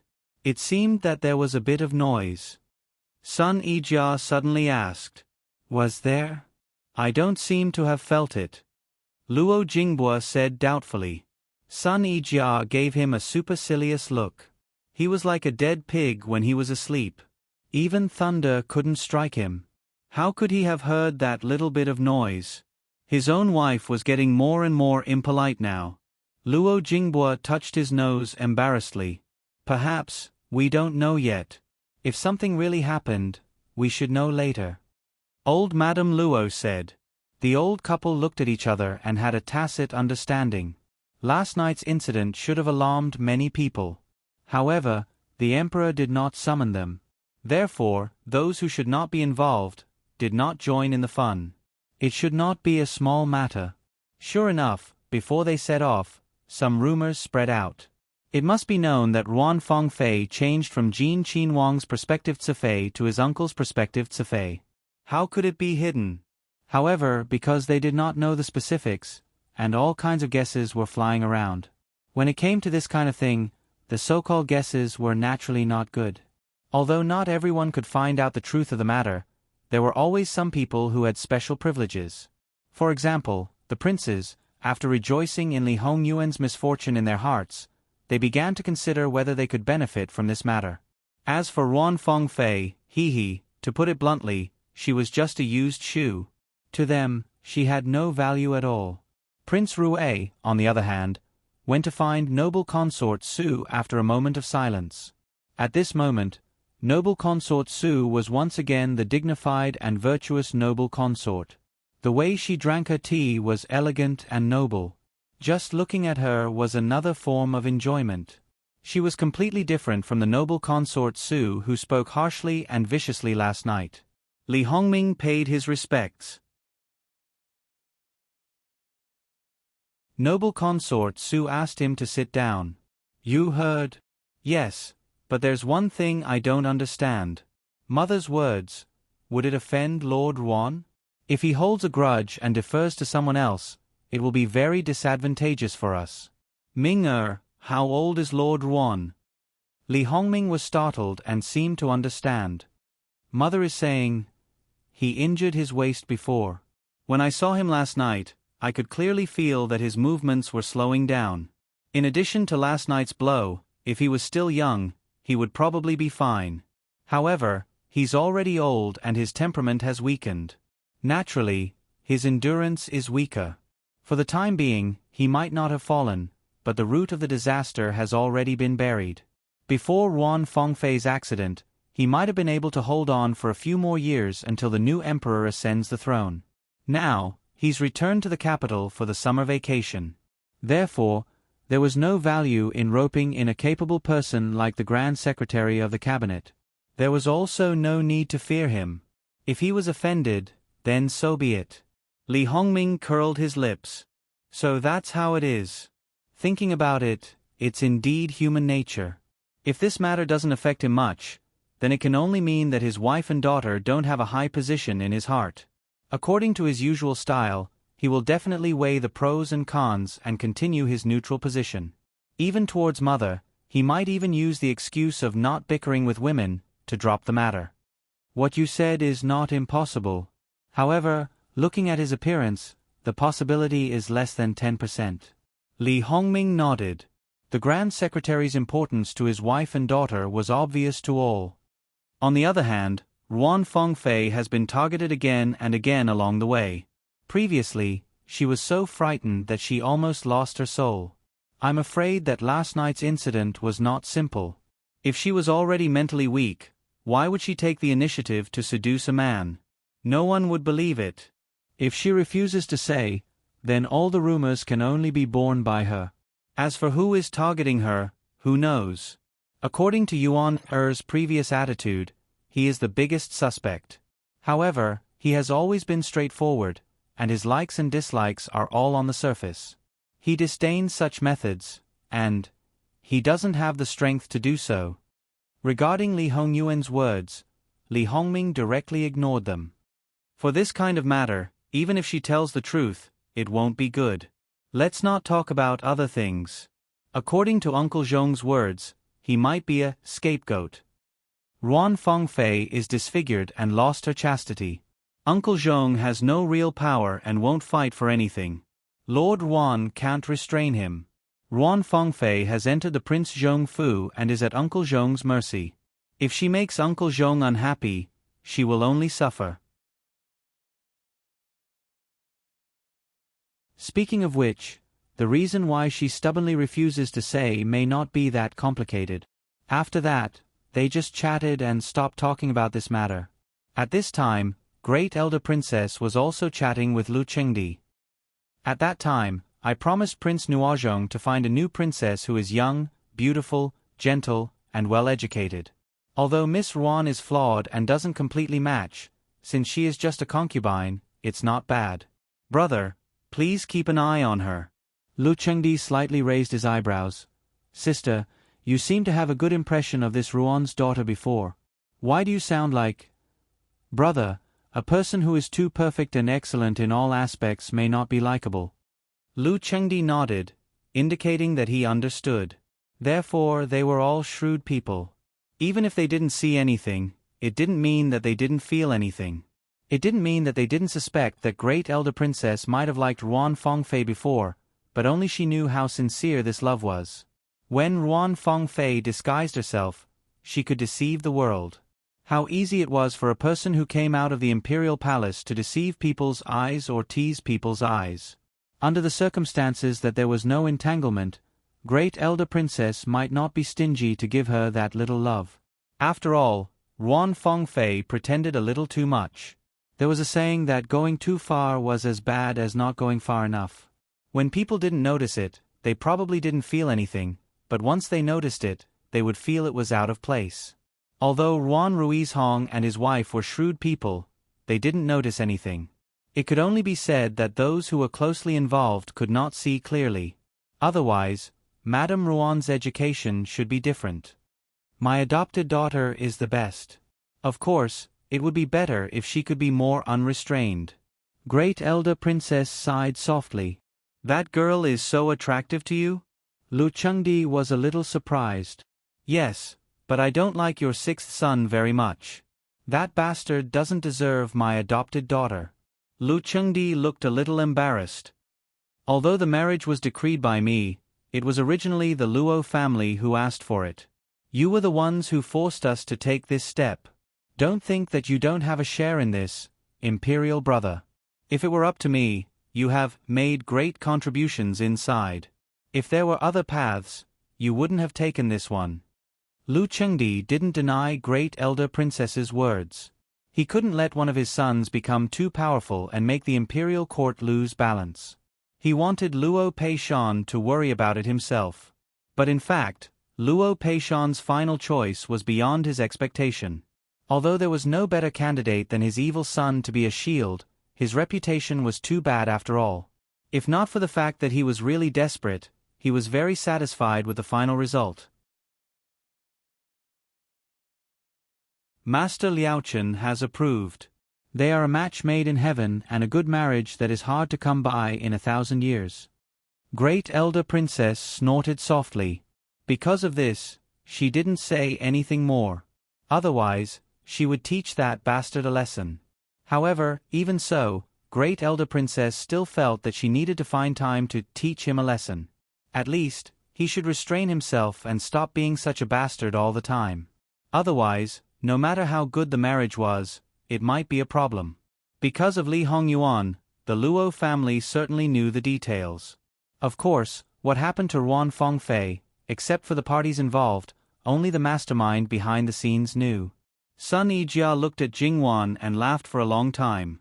Jingwan felt that she was simply neurotic. That smile was simply creepy. Helplessly she asked, "Sister-in-law, what are you laughing at?" "What did I say? Prince Jin will bring down everyone except you." Sun Yijia giggled again as she spoke. Jingwan was speechless. Who could tell her why her sister-in-law was so different from others after being pregnant? "Third brother, drag your wife back as soon as possible." Then, Luo Jingbua said in a very unmanly manner that his wife was the most important person now. Sun Yijia laughed even more happily. She said that it was her sister-in-law who made this result. So after a long time, her sister-in-law climbed over her and abused her.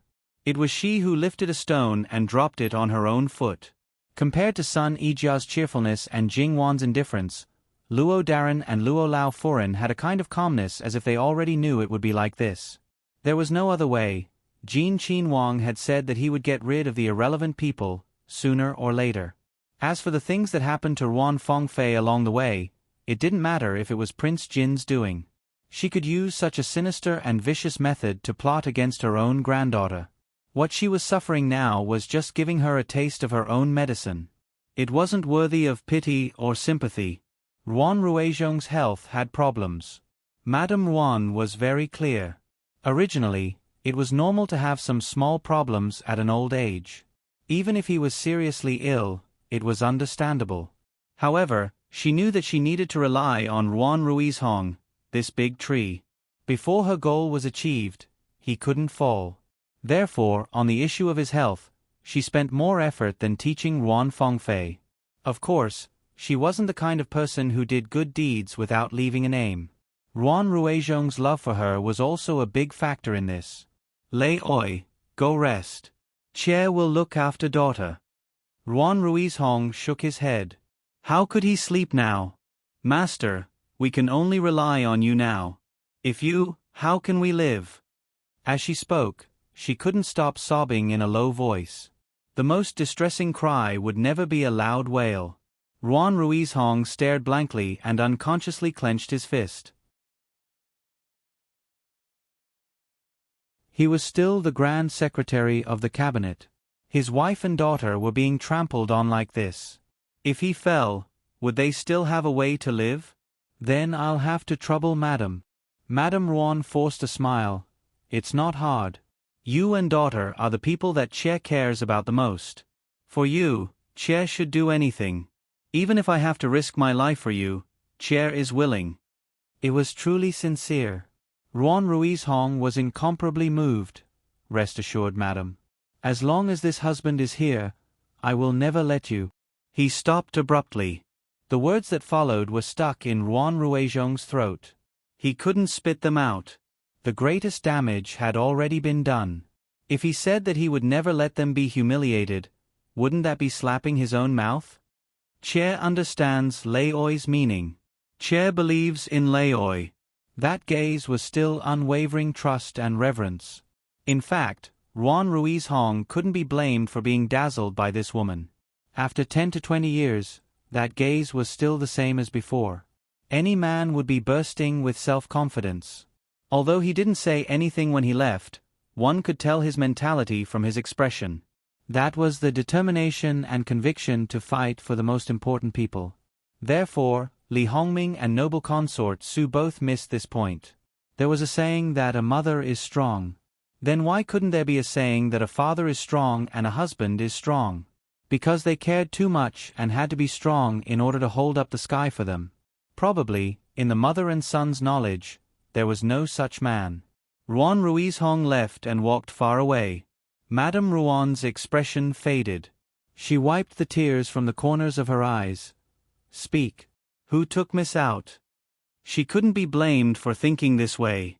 It was because of the previous matter. She deliberately arranged for people to protect Ruan Fengfei so that not even a drop of water could leak out. Even if there was someone behind the scenes, it was impossible to take down everyone one by one without being discovered. The only possibility was that it was an acquaintance that they all trusted. Ruan Fengfei willingly went with them. Master, it's young master. Ruan Fengfei's wet nurse respectfully said. Impossible. Madame Ruan subconsciously retorted. Her voice was a bit sharp. Then, she realized that she had lost her composure and calmed down. I watched Brother Ping grow up. He dotes on Fengfei like she's in the palm of his hand. Are you sure it's him? If it was really him, who appeared and lured Fengfei away, she really couldn't blame them for not protecting her well. The wet nurse knew what she meant and couldn't help but frown. Master, this servant didn't find any flaws. I believe that the others are the same as this servant. Otherwise, how could they let him take Miss away? Even if it had been a long time, they didn't suspect anything. Madame Ruan's face was a bit gloomy. She didn't believe that it was her nephew who did it. But because of this, things became more troublesome. The other party's people disguised themselves as people they were familiar with and could do it seamlessly. This meant that the other party might be quite familiar with her and her subordinates. The enemy knew a lot about you, but you knew nothing about the enemy.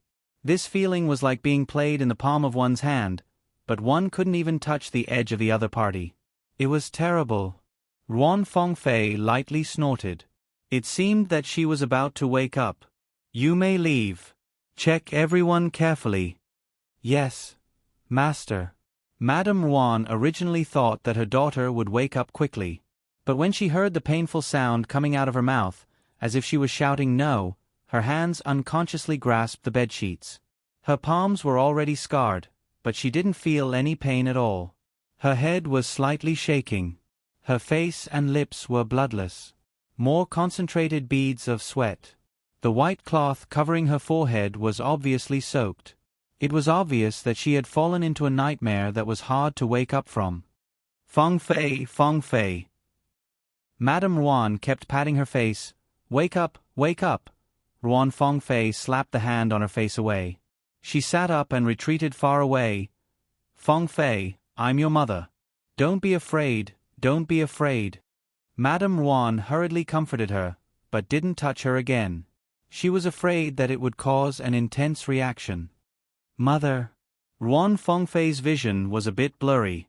Before she could see clearly, she felt dizzy and nauseous. Her body subconsciously leaned forward, lying on the edge of the bed and retching. Her mother hurriedly patted her back.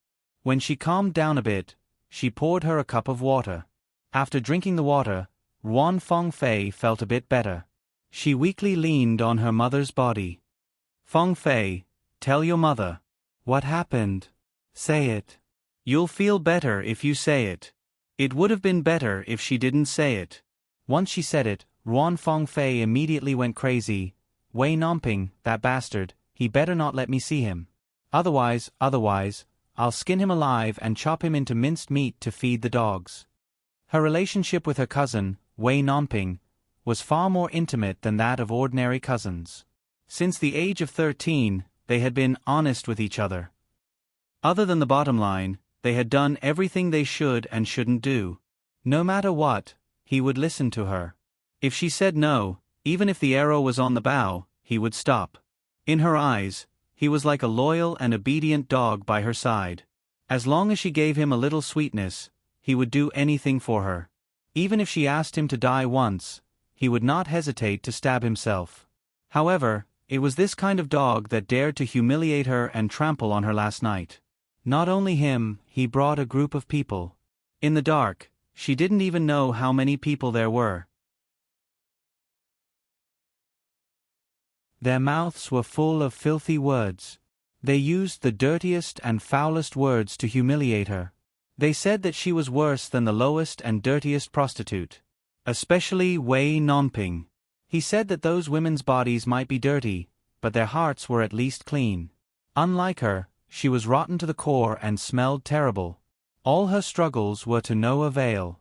She couldn't even say a single word from the beginning to the end. The person who made her feel at ease and reliable had dragged her into hell. Even now, when she thought about it, she couldn't help but feel fear. Her body trembled. Her mother hurriedly patted her back to comfort her. Feng Fei, that's not your cousin. Think about how good your cousin is to you. If you lose even a strand of hair, his heart will ache. How could he hurt you? You know the art of disguise. Mother once showed you a human skin mask. Someone must have pretended to be him just to coax you out. Feng Fei endured the discomfort and tried her best to remain calm. She sat up straight and looked straight at her mother. She revealed a sarcastic and cold smile. Mother, are you saying that I'm stupid? I can't even tell the difference between a person I'm so familiar with and a fake?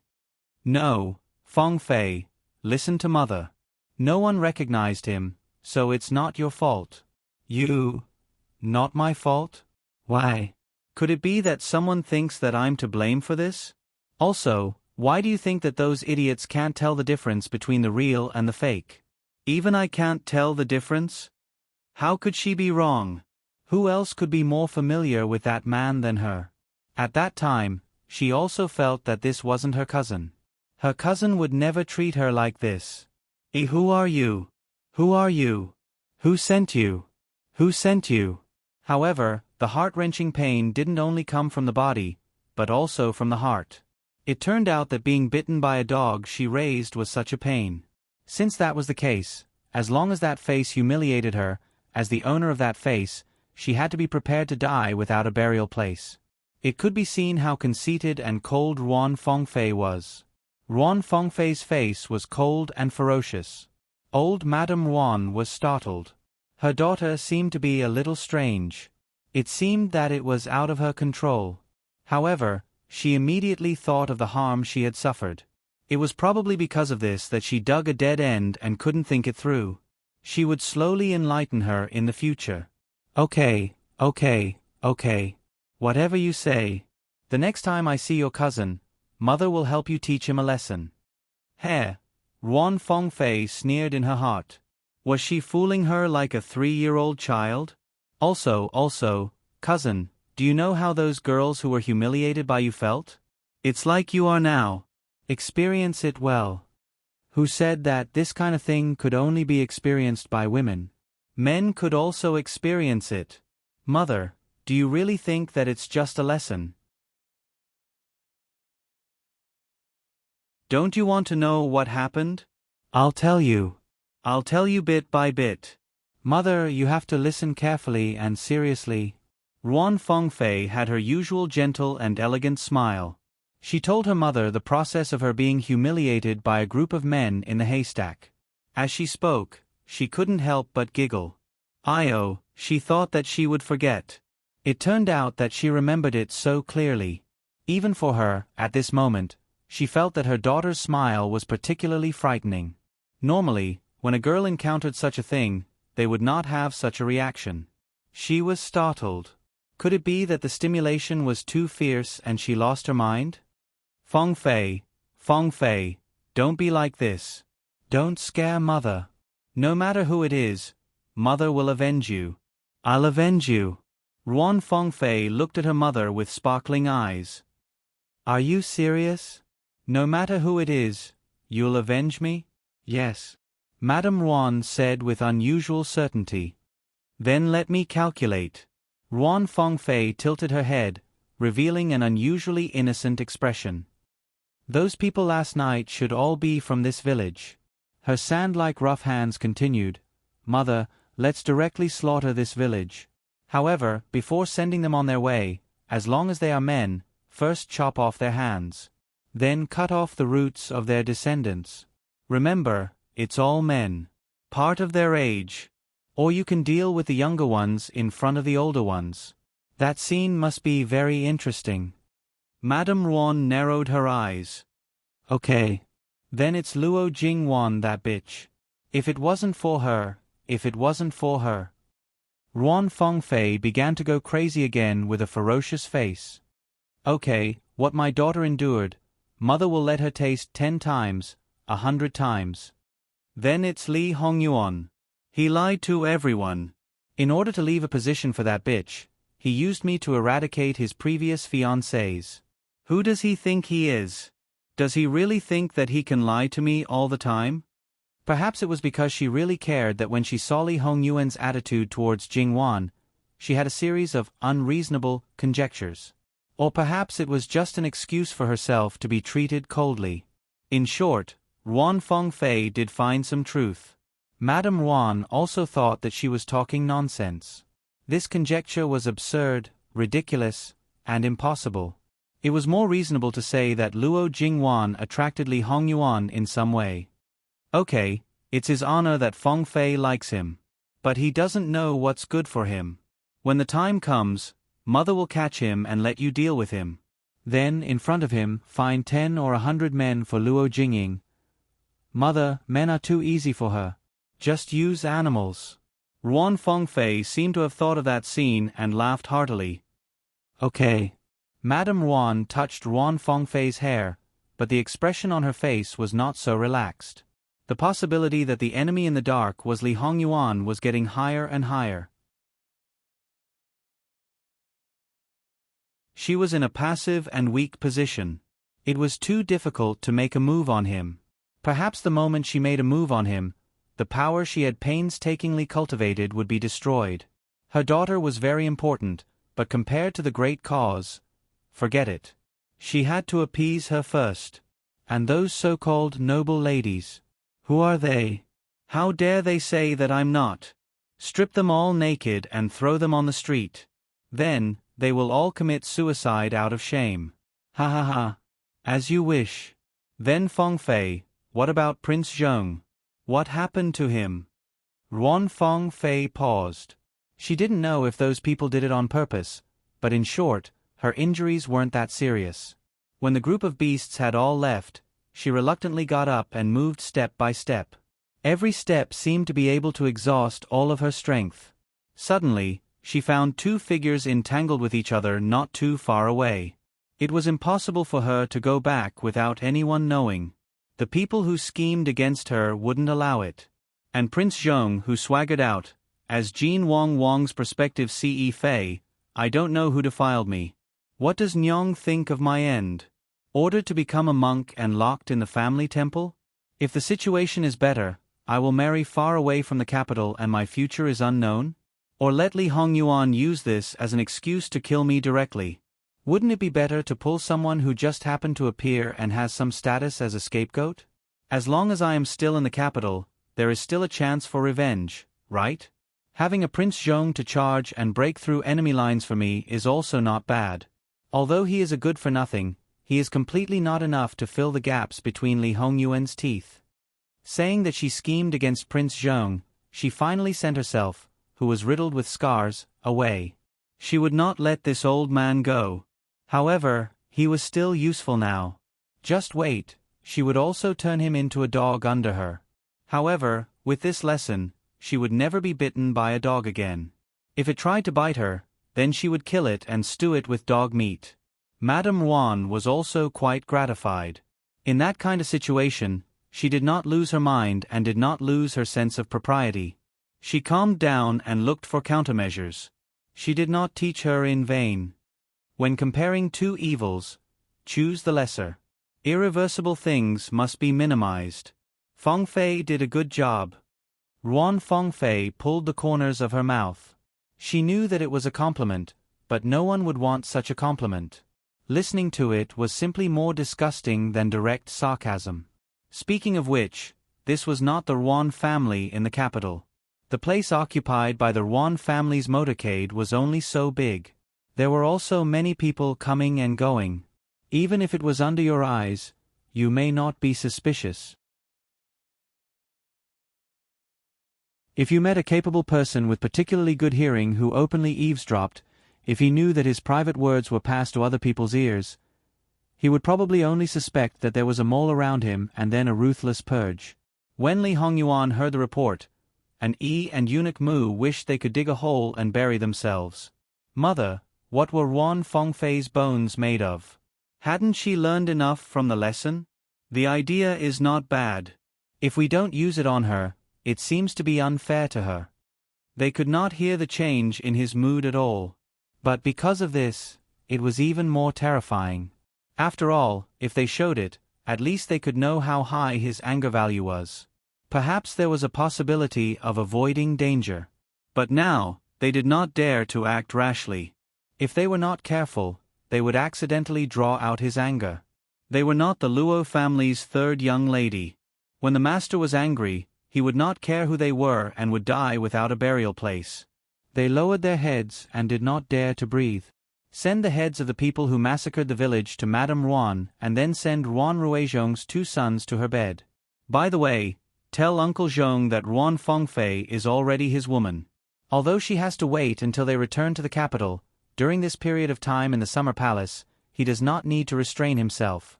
She is just a woman who does not need to spend money and can be played casually. Naturally, the more exciting the better.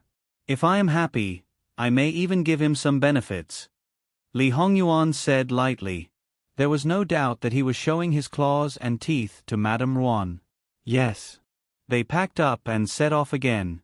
With the matter of Ruan Feng Fei and Prince Zhong, the matter of the 11th prince picking wildflowers was not even worth mentioning. There were even some busybodies who ridiculed the 11th prince for being a playboy.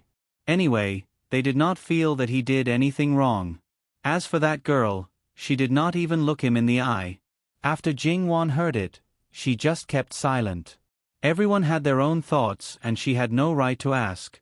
She did not know how long that girl could live. After all, she was just a girl from the countryside. In terms of scheming, how could she be compared to the palace maids who could crawl to the side of the princes? However, when the villagers knew that Li Zheng's girl left with the carriages, many of them were so jealous that their eyes turned red. They did not expect that the usually good-natured person would be so calculative.